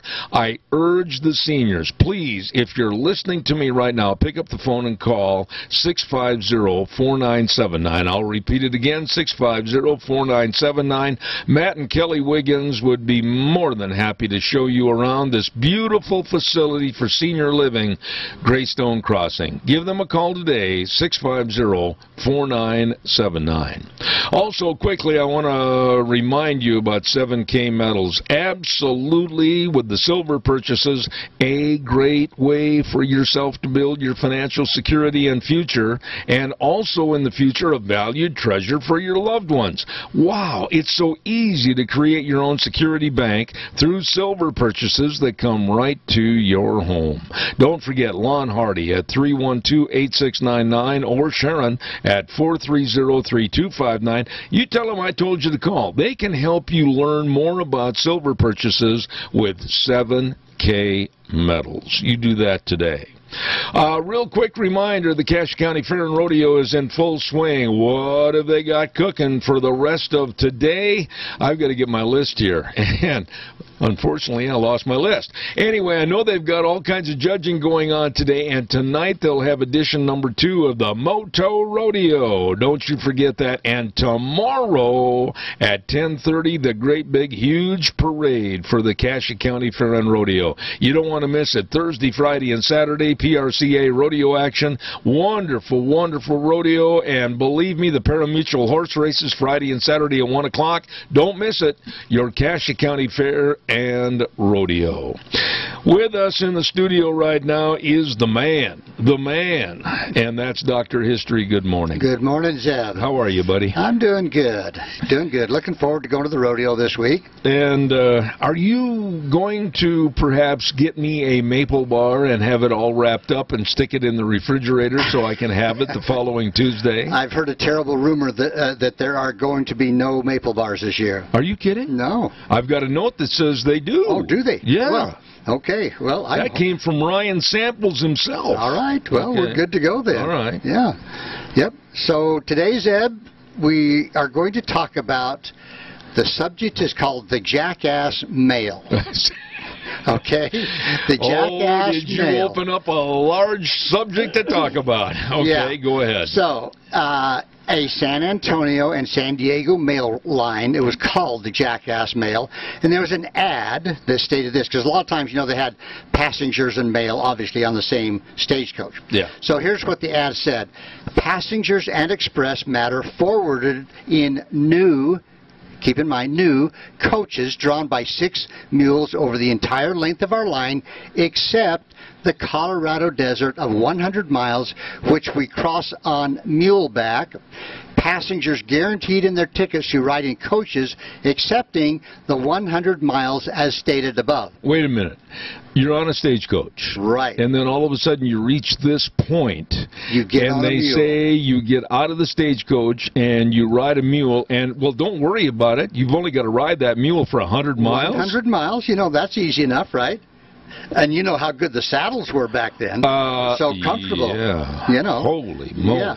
Well, anyway, the state of these various well-used wagons should have been the first clue for the passengers that the ad was a little more fiction than truth. Oh, my. In fact, on June 12, 1857, a guy named James Birch of Swansea, Massachusetts, entered into a contract with the U.S. government for this route. It was number 8076 at $149,800 per year for a semi-monthly service to commence on July 1st, 1857 and to expire June 30th, 1861. So almost $150,000 a year to run this line. And Birch had only 3 weeks to organize this 1,475-mile long trail through the frontier. And so he assigned a guy by the name of Isaac Woods as superintendent. In other words, he was going to be in charge of getting this all ready to go, and all the animals, the wagons, everything that was needed. What was the route again? From San Antonio to San Diego. Oh, through nice, cool country. Right, exactly. Yeah. Now, this Birch guy, his wife, Julia, was, I would say, kind of a high-maintenance lady, okay? She wanted a mansion filled with beautiful things, with servants to care for them. And so Birch left this guy Woods in charge while he returned to Swansea to finish building Julia's mansion. Julia. On September 12th, he booked passage on the ill-fated side-wheeler, the Central America, that was loaded with gold from the California gold fields. About 40 miles from Cape Hatteras in a violent storm, the ship split her seams. Now this Birch guy, he was a pretty good guy. He refused the offer of a life jacket, and a survivor relayed Birch's last words were, quote, "No, babe, it's no use." Blub, blub, blub, blub. In other words, it's not going to do any good. And the survivor said that he just kind of walked away smoking a big old cigar that he fully intended to smoke until the last breath of his life. So kind of like the Titanic. Yeah, I guess. Okay. So now, a few years before this Birch guy had actually made a fortune from a very successful California stage company.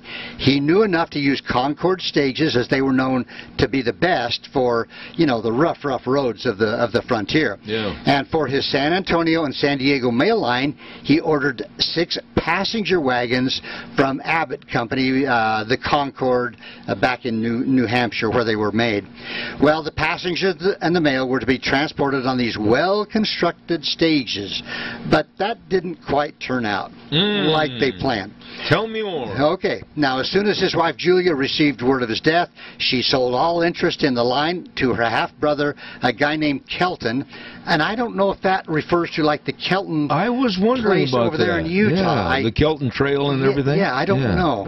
Anyway, the new stages were never put into use, as an ad in the Memphis Daily stated that there were 5 of them for sale. So she was just going to sell everything out. Well, Kelton, who bought it, then sold to a guy named, a Texan named Giddings, and he managed the trail from San Antonio, and a guy named Doyle became his partner, and they managed the western end of the trail from San Diego. Now, this Woods guy, the superintendent, he had a pretty difficult job. In only 3 weeks, he had to buy mules, he had to hire workers, drivers, stage people. There were very few stations that were built. In Arizona, there was only one crude pole and brush station. It wasn't a log cabin of any kind, and that was built at a place called Maricopa Wells. And in a letter received from Tucson by the San Francisco Herald, was this in 1857, quote, We reached the Maricopa Wells about 12 o'clock at night. The stage company proposes putting up an adobe house, corral, etc. at this place. At present, a miserable brush house is the only shelter, and only the other day an Indian was seen showing his brethren how easy it would be to send an arrow through it. Let me ask you a question. With these people that signed up to go on that stage line, what kind of amenities, if any, were they provided? Food, water, what? Your guess is as good as mine. I'm thinking they had to... They didn't have a Snickers bar, did they? They had to provide for themselves, I think. Probably. Wow. You know, so the travel brochure probably wasn't really accurate. Yeah. So anyway, at the beginning of the line service, the trail they followed was the old military road from San Antonio to El Paso, Texas. From there, they followed the immigrant Southern Overland Trail that kind of zigzagged from waterhole to waterhole. The line left the trail and made its way through the mountains to San Diego.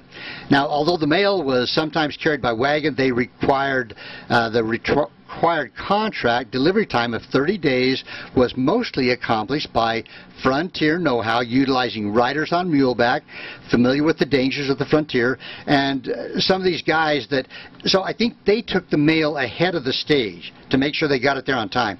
But there was some guys here, a guy named Bigfoot Wallace. Bigfoot Wallace. No, his name is really Darrell. Another guy named Henry Skillman, and another guy named Silas St. John. Oh, yeah. And for this reason, the line became known as the Jackass Mail. Really? Because that's where they started hauling it by mule. Anyway, so 1857. Now, John Butterfield, we know that name very well, won the contract for the Overland Mail Company and was given a one year to ready his 2,700-mile long trail for service. By the start of the service in 1858, he had improved and shortened the trail and provided regular, spaced water sources, which benefited the San Antonio to San Diego line, so things had improved. Now, the Jackass Mail had his contract as though the mail cut short on January 1st, 1859, because of they had a duplication of services, so they were kind of getting cut short. Anyway, after that date, they carried mail from San Antonio to El Paso, Texas, and from Fort Yuma then to San Diego, California. And you said it was how many day trip? 30? Yeah. You're on the road or the trail for 30 days? Yeah. Now, there was no through mail. The line still carried passengers the entire length of its trail. Now, this Superintendent Woods, like I say, that took over this line, he stated in his November 1857 report to the Postmaster General, Mr. Brown, that, quote, we had 7 coaches on the road. Mostly they were worn-out wagons that frequently broke down. Because of the unreliability of a set schedule for the passengers, on the San Antonio and San Diego mail line, some passengers heading west from San Antonio departed at El Paso to transfer to one of Butterfield's more reliable Concord stage Celerity wagons. Oh my goodness. You can imagine, you're going along and all of a sudden you see this nice Concord stage there and you think, hey, I'm going to get out of this dumpy old wagon and get in that nice Concord stage. Yeah. So in 1859, George Foster Pierce was a passenger from San Antonio to El Paso, and then he transferred to the Butterfield stage, and in his memoir he stated, quote, the stage from San Antonio runs no farther than El Paso, and we had to wait 2 days for the Overland, as it was called. So you didn't just go from one to another to another. Where did they live while they were on the road? Just wherever they could find. Now, I'm going to actually get into that a little bit. There was a Motel 6 out behind or whatever? No, a little worse. I see. Now, another guy by the name of Ray, Phocion R. Ray, was a passenger on the Jackass Mail in June of 1858, so summertime, okay? He complained quite bitterly about the unreliability of the stages, and he wrote in his diary, and I'm just going to read what he wrote. Now, careful. Okay. 3 o'clock p.m., we are now about 8 or 10 miles from Mesilla. We have stopped to feed. We took another passenger at Mesilla, which makes our whole number 5. We have also to carry feed for our mules, a large amount of baggage, and the mail, which makes our load very heavy, unusually heavy. The driver is fearful that we will break down before we get through. A lot of confidence there, right? Yeah. The company should have sent another carriage, but it was not done. In fact, the company have deceived us and acted shamefully from the start. They told us that 2 carriages we started with would go all the way through to San Diego, and both of them have been taken from us. We left the last one at Fillmore and have an old wagon in its place. Regular open wagon. Yeah. The one we have is strong and would do very well, but we should have another. It is not sufficient. Okay, he keeps going. The mules we have now are good, but those we have had were broken down things, and what is worse than all, they tell us now that the wagon will go no further than Tucson, and consequently, those unfortunate fellows who are going through to San Diego will have to ride muleback from Tucson and keep up with the mail, which is also packed on mules, and travels day and night. They don't stop. Holy the poor fellows moly. will have to travel 500 miles over a barren desert, and I'm afraid it is more than they can stand. It is a gross imposition that they should not be borne, and the public should know it. He keeps going.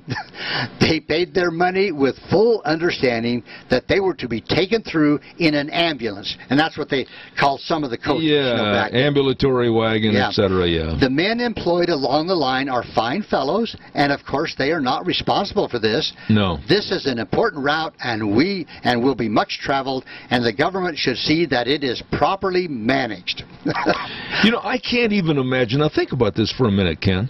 Think about the hazards of bouncing up and down almost 24/7 for a month. Yeah. In a wagon, an open-top wagon, with weather conditions, rain, thunderstorms, wind, dust. Yeah.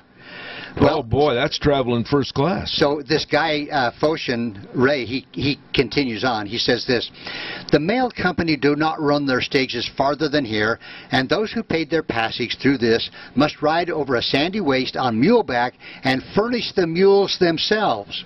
Got to buy their own mules. Wow. Or stay here and get the fever and ague. This is a most rascally imposition, and the company will very likely have to pay for it if they are not compelled to pay damages. Their business will be very much injured by the representations of those imposed upon. The mail company are certainly not consulting their own interests by acting this way. You really had to want to go to San Diego.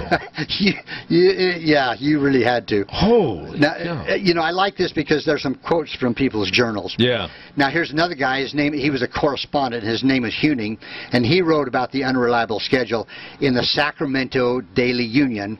He reported that after leaving San Diego, now he's going the other way, they rode on horseback that day. After arriving at Vallecito, he wrote, quote, here we met the passengers coming from the other end of the route, 5 in number. They complained very much and had a very hard time of it. When he arrived in Tucson, he wrote, we got to Tucson, was very much disappointed at hearing that I would have to stay at that place until the return of the stage from Mesilla. This was sometime before Christmas, and later he wrote, on New Year's Eve, I was glad to see the coach arrive. So he had to stay there for, what, a couple of weeks or more. Wow. Now, probably the most colorful account comes from on the Jackass Mail line, was given by this guy named Ray that I've quoted before. And here's what he says. You're going to like this, Eb. There is no tavern or other accommodation here for travelers, and I was obliged to roll myself in my blanket and sleep either in the street or in the corral, as the station house had no windows or floor and was too close and warm.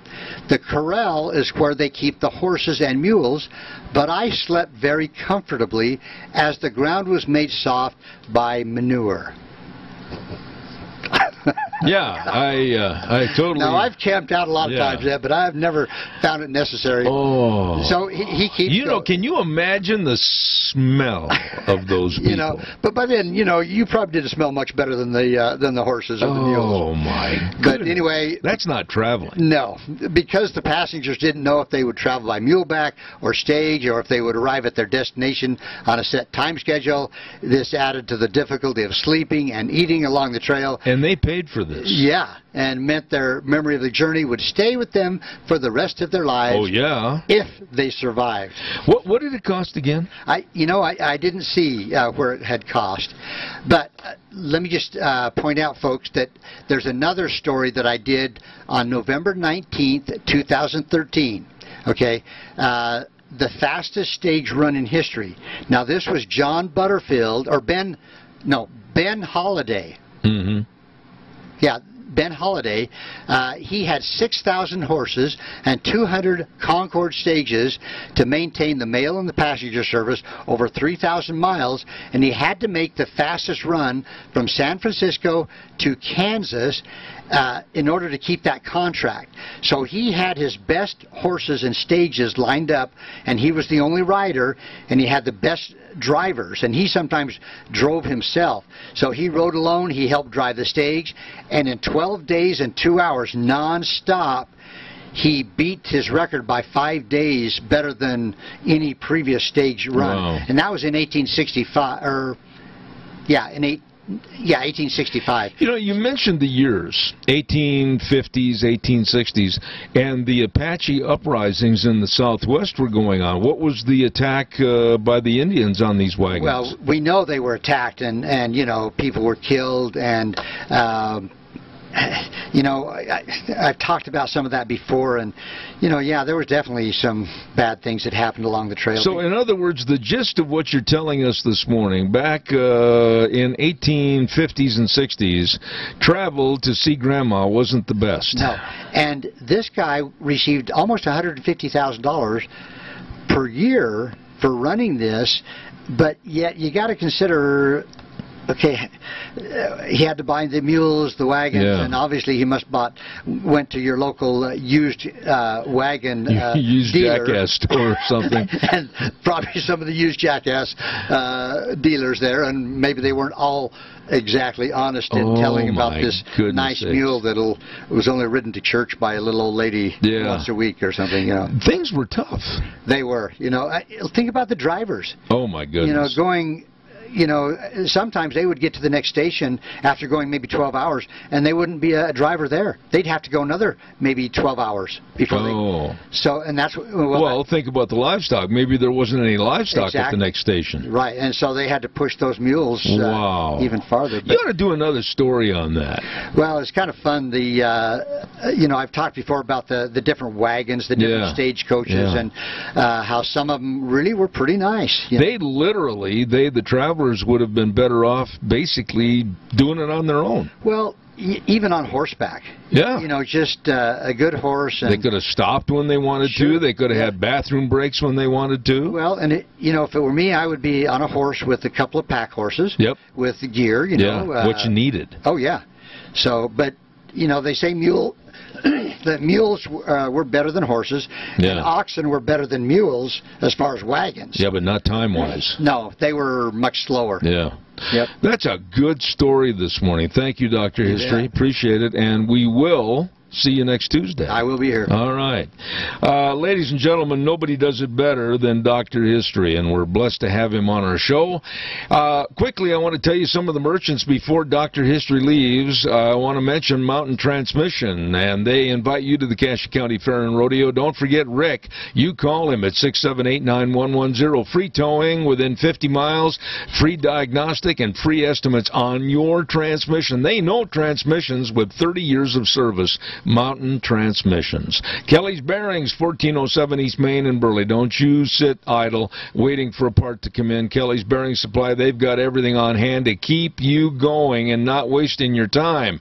Bearings, chains, brackets, it's all there. See Zach and Brett at Kelly's Bearings in Burley. And Baker Brothers Pump Service. Boy, I'm high on these guys. They helped us on Sunday at 103 West, 500 South of Burley. Magic Valley's fastest and truly most reliable pump service company. They are good at what they do. You get a hold of them today. Baker Brothers Pump Service, Burley, 678-9042. Right now, we're going to send this back over to our main studio. We'll be back in about 3 minutes. And now, back to Zeb at the Ranch on AM 1230 KBAR. To reach Zeb, call 436-2244 or toll free 1-866-927-4587. And now, here is Zeb. Thank you very much and welcome back. I want to urgently tell you about the Urgent Cares. Riverview Urgent Care in Burley at 382 North Overland Avenue in Burley. Urgent Care of Twin Falls on Addison Avenue East, and Urgent Care of Jerome, 133 West Avenue A in Jerome. They're offering $10 sports physicals right now for the month of August. Normally $20, now $10. And listen to this, 100% of the money will be donated back to your school's athletic program. You be sure and get your student athletes in there today for these sports physicals. Only $10, no appointments necessary at the Urgent Cares. Riverview Urgent Care in Burley, Urgent Care of Twin Falls, and Urgent Care of Jerome. Right now, let's go to the phone line, and we've had this gentleman on the program with us many times in the past, and he is the author of the book Postgate, How the Washington Post Betrayed Deep Throat, Covered Up Watergate, and Began Today's Partisan Advocacy Journalism.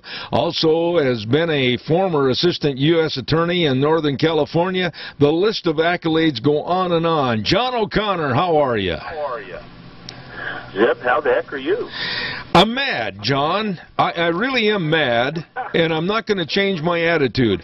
I'm mad and I'm worried about the state of the United States of America, with the rioters and the worthless vermin that are beating up people and threatening people, and the way this world is going politically, and I guess that sums it up. What are your thoughts? Well, I'd love to be more optimistic, but I'm not. I think this is a slow-moving train wreck. The best way to describe it is really a slow-motion French Revolution brought about by people who just really want to tear things down and get great delight in it.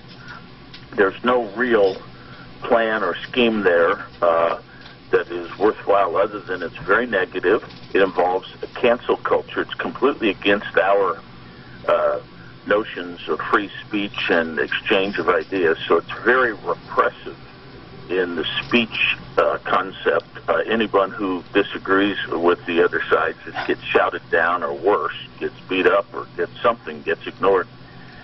And the ideas that are being pushed are not good ideas. They're not positive ideas. They're really just very destructive. It's kind of a combination of anarchism and socialism, and it's really hard to see where that line is because it's sort of blurred into two things. So this is one of our most important elections in history because it's the last sort of gasp for regular society. If regular society loses this election, we can kiss all of our values goodbye, because that's the end. I mean, it's going to get into a deal. Here's what's going to happen. We're going to have capital gains going to be taxed up the yin-yang, thinking that that's going to raise more money. It's not going to raise money. It's going to raise less money. People will not buy and sell stuff. Wealthy people will stay wealthy. There's no doubt about that. But the general run of people will not be helped. Business will decline. Taxes will be raised some more. We'll end up being not quite Cuba, but a lot like Cuba, in the sense that everybody will be poor but equally poor, and we'll all be looking to the government for the handouts. The way to succeed will be to get some sort of perch with the Democratic Party. As in Russia, all the wealthy people always were in the Communist Party, same with China. So that's what we're going to do. There won't be this free, there won't be an entrepreneurial spirit. You'll have to just suck onto somebody in government who has the money that has been sucked out of everybody. And I don't think anybody's going to be safe in their homes. That's another thing. So this is not a good outlook if you look and see what's likely to come down, or what's right now seems somewhat likely to come down the track. I actually think the election is much tighter than people think, but I also am not unrealistic. I think the suburban women are moving away from Trump, at least right now. And if they stay there, then the central, the regular society is cooked. That's my view, Zeb, and I I hope I'm not too pessimistic, but that's the way I see it. No, not at all. John, I appreciate your candid remarks, and they fall lockstep and barrel as to what I said earlier this morning. Let me give you this, and bear with me just a second. When I saw the videos on television last night of absolute worthless punks beating and subduing a man unconscious on the streets of Portland, and then I saw a black man by the name of John Thompson that's running for Congress from Minnesota, standing in front of a home and yelling and swearing at a white family that they're going to kill them and take their house away. And then I listened to Congresswoman Iona Presley get on television and say that there should be more violence in the streets. I got to be blunt and say this way, John, what in the hell is happening to America? Well, people do not have enough guts, especially in the more elite society, and it's happened in history before, where the elites do not have the guts to stand up for societal values. And guess what happens? You end up people getting led to the guillotine. I'm not making this up because it's happened. It's happened many times. And the result is always the same. You've got to stand up for values. You've got to say, wait a second, I may love all you folks, and I may love to help out people here and there, but I'm not going to stand by and let people get beat up and stores getting looted. But there are people who can't say that, Jeff. That's a terrible thing. There are people who can't say it's wrong to loot and burn and kill.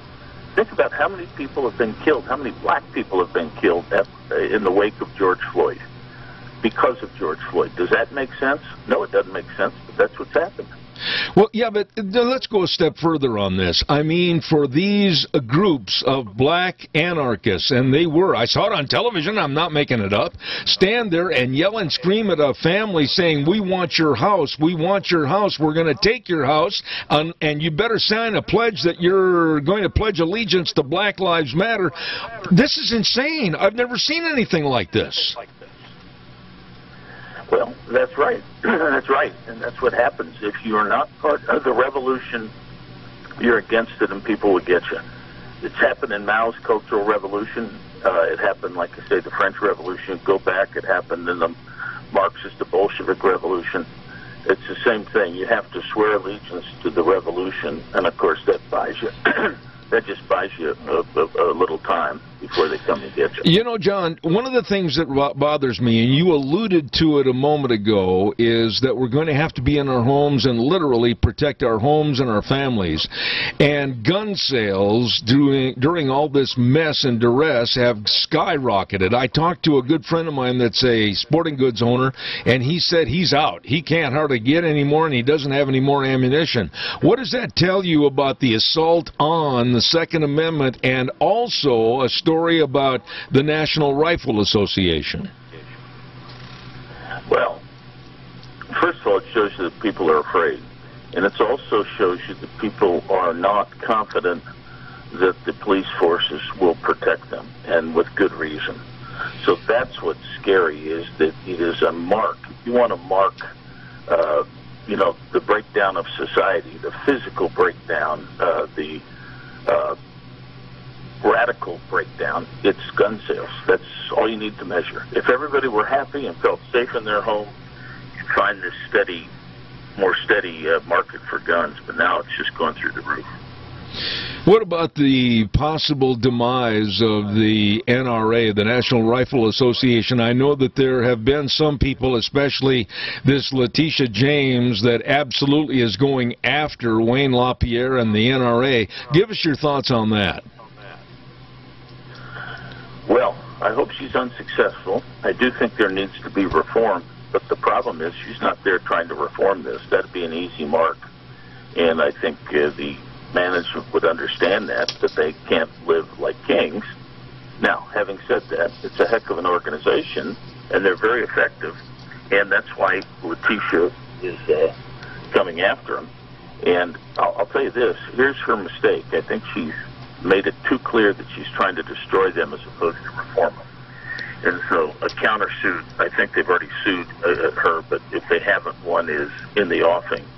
And so she's clearly trying to deprive them of their civil rights, both under the First Amendment and the Second Amendment. All right, so that's the real issue here. Okay, you have an organization that may be spending too much money, but you're going to destroy it by taking away the very thing that society values, which is free expression of ideas. In this case, it's free expression of ideas under the First Amendment about the Second Amendment. So you've got two amendments there that are in play. And I might add, you've got a Fifth Amendment issue here because you're trying to take, really property of donations without due process, in my view. That's what they're trying to do. They're trying to get rid of the donations. Those donations should go someplace else if she has her way. They'll go to, some sort of social program. They ain't going to go to defending gun owners. So I hope that, there's some good litigation that comes out of this. It's going to be wasteful, of course. She says she doesn't want to waste money. A lot of money is going to be wasted, both at the state and the NRAs, on this litigation. But I'll tell you this, if she's going to get him, she better get him quick, because I have an idea that there's going to be a lot of antagonism toward her in the next election. I'm not sure when her term is up, but if I were her, I wouldn't look forward to running for re-election. John, I've got to ask you, because of your expertise in legal matters, a former assistant U.S. attorney in California, what about the McCloskeys back in Missouri? I'll use that as a focal point. They were standing on their property, standing on their front porch. The husband and wife were scared to death about the Black Lives Matter that had broken down a gate and come onto their property, and they had their weapons in their hand. I would have done the same thing, and now they've been so vilified and their lives have been somewhat destroyed. What are your thoughts about common Mr. and Mrs. America trying to protect themselves and their property? Well, that's exactly what this prosecution is trying to do. It's trying to intimidate others from doing the same thing, from following suit. And so I'm not worried about the McCloskeys. They've got wonderful counsel. They've got two of the best lawyers in Missouri. I want to say Joel Kaplan and Scott Rosenblum. So these guys will just wipe the floor with this DA who's completely inept. So I'm not worried about them, but I'm worried about the broader issue of people being able to defend their hearth and home. And it really is a perversion of our whole system when you're not allowed to do that. That's why she's doing it. She's trying to discourage other people from doing it. I hope this backfires on her. I do think that most of the bar, most of the lawyers in St. Louis think she's a joke. The good people on her staff have all fled the office. She can't win a case, doesn't bring any cases, by the way, brings very few. The police are very frustrated with her. And then when she does bring a case, she brings this one. She's not bringing any cases against people who loot and rob and murder. I mean, defense lawyers don't like it because they want the law enforced. That's how they make their living. They want the law enforced. They want a good break for their clients, but they want the law enforced, and it's not being enforced now. So it's just it's another symptom of the breakdown of society. Though, as a man that knows legalities like you do, what about the homeowner in rural Idaho or rural Iowa? It doesn't make any difference where it is, and all of a sudden you're onslaught with these people that absolutely are trying to take your property, absolutely trying to break into your home. You fear for your family, you fear for yourself, and a trigger is pulled and one of them goes down. I mean, are we going to be looking at a case where that property owner, out of fear for his family and his life and his property, that they're going to send him to prison for the rest of his life? Well, you bring up a good point, Zeb. Now, what I would say is this. I was just researching this. I think there are 15 states where if somebody's coming to get you in your home, you have to take off and leave your home. Oh, my. 15 states that if you act in self-defense, stay in your home, they can charge you, okay? I don't think Idaho's one of them. I think Idaho, you're okay. And most states still will recognize sort of an informal castle doctrine. That is to say, you don't need to run and hide. You can stay there and stand your ground. But I'll tell you, 15 states, that's not true, and there are probably 3 or 4 others where there's sort of this limited halfway concept of maybe you got to leave, maybe you don't. Maybe we'll charge you, maybe we won't. But we really need the castle doctrine, especially in today's time, and especially in blue states. This is where most of the bad action is happening, and that's exactly where the law is the worst. So God help you if you live, and I'll tell you, if you live in the Obama's former neighborhood in the south side of Chicago, which is a very nice neighborhood with old, stately old homes from the old days near the University of Chicago. And it's all very nice, and everybody there is very liberal and great, and Bill Ayers lives there. But right now, they've been safe in their homes. What's going to happen if they get attacked? What if happens when those nice homes, which are very close to, some tough parts of town? If I lived there today, I would fear for my life. And it's just like they say, society's breaking down. And if you have to flee, as I think Illinois would require you to do, lots of luck to you. It's amazing that we're turning the zoo over to the animals, and the animals are reigning supreme, and we have to cower in shame and fear, and the law is going to protect the criminal more so than the victim. Well, that's right. You got it. And it's a great replay. And, for those who don't understand history, you're doomed to make the same mistakes. And I think the people that I talk to that are people of common sense, that have a sense of American tradition, there's not a problem. But the people who think that anything that happened in the past was just something for, passed by old dead white men, the people who just eschew the past, they're the ones that are going to not know what hit them. And that's another thing. When the French Revolution came, some of the big revolutionaries, the different groups, all of a sudden they found themselves being labeled counter-revolutionary by the people who are really crazy. So they start getting knocked off.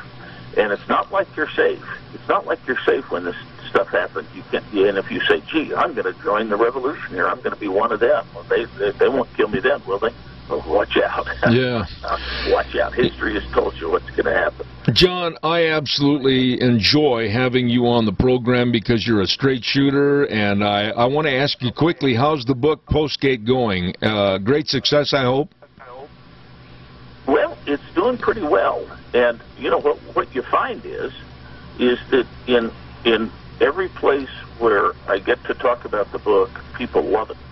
And if you go on the map, you see these big red places where it's going wild. Once people read it, they go nuts. Now, there'll be other places where nobody's heard of it. It just is a blip. But I'm very happy with it. And the reason I'm happy with it is because it gets to an issue, the major issue of our day, which is the media is lying to us. Absolutely. And we cannot have an American democracy if the media lies to us. And this is what I really wrote it for, because I show how the media lied to us in one of the most important historical events ever, the downfall of Richard Nixon, and the only time we've ever removed a president, and show that this is what is happening today. You cannot find on certain major networks, television networks, the other side of the story. It just is not there. Yeah. And that's the reason I wrote this book.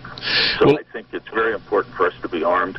As I tell people, it's like having a crucifix in front of a vampire. They got a genuflect, when they see this book, where they have the book in their hand.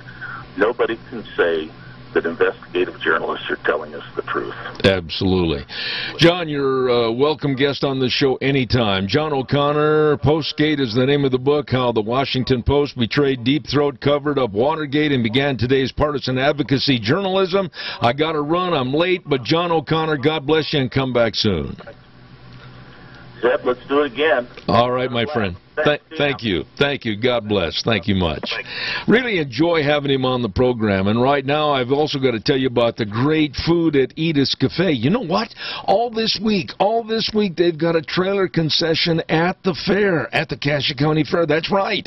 And what they're doing at the Edith's Cafe location at 144 East Highway 81, they're open like today through Saturday from 11 to 3. They're not open in the evenings because they want you to celebrate and really have a good time at the Cassia County Fair, and they can feed you over there. Edith's Cafe, 144 East Highway 81 in Burley. You be sure and stop by their booth at the fair, their trailer at the fair, and enjoy their delicious food. And then next week, back to the same hours at Edith's Cafe for great dining.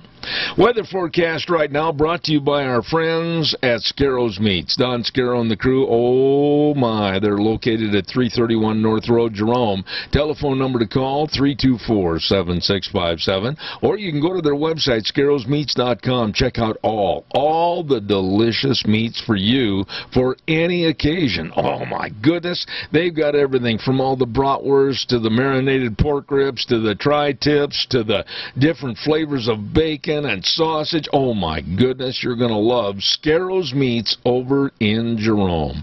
And right now, here's Gina with the weather.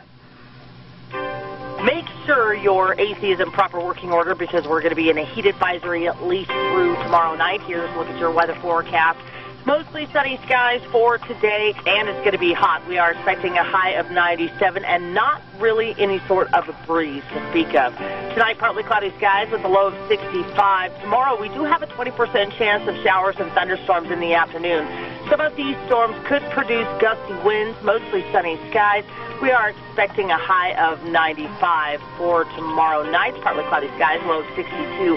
By Thursday, sunny and 92. Looks like the same for Friday, and pretty much the same for Saturday. That's a look at your weather for Zeb at the Range. Hot, hot, hot, hot, hot, hot, hot. It's going to be hot. Scarro's Meats, 331 North Road, Jerome. Again, that telephone number to get a hold of Don and the crew, 324-7657. And believe me, when it comes to the best and most delicious of meats, they're changing the way we eat, one delicious bite at a time at Scarro's Meats. You know, I want to thank all of my guests, and I want to thank all of my callers for an excellent, excellent program today. Thank you for being a part of it. And tomorrow we've got Dave Bego on from Indianapolis, Indiana. We've got Dan Perkins, political analyst from Florida, coming on, and then also our representatives with the Idaho Fish and Game. That's all going to be on tomorrow, Zeb at the Ranch. While I have just a moment, I want to remind everybody about our major sponsor, your Magic Valley Les Schwab Tire Centers. And believe me, they've got the best tire value promise in the industry. You know what? If tire's damaged beyond repair, they'll replace it at its value. Their work is guaranteed for the life of your tires, and they also offer a free pre-trip safety check. My goodness, you can't beat that with a stick. You better stop in and see all the 7 locations that are closest to you, and the best of tires. All the tread designs, all the different sizes for your cars, pickups, SUVs, horse trailers, boat trailers. They've got them all. Got them all, and these folks really know tires. They know the best in brake service, front-end alignment, shocks and struts, and batteries. James and Buell, Dan on Pole Line in Twin Falls, Lane and Rupert, Mike and Jerome, Dave on Blue Lakes in Twin, the Twist family in Paul, and my buddy Trent on Overland in Burley. None better. Your Magic Valley Les Schwab Tire Centers.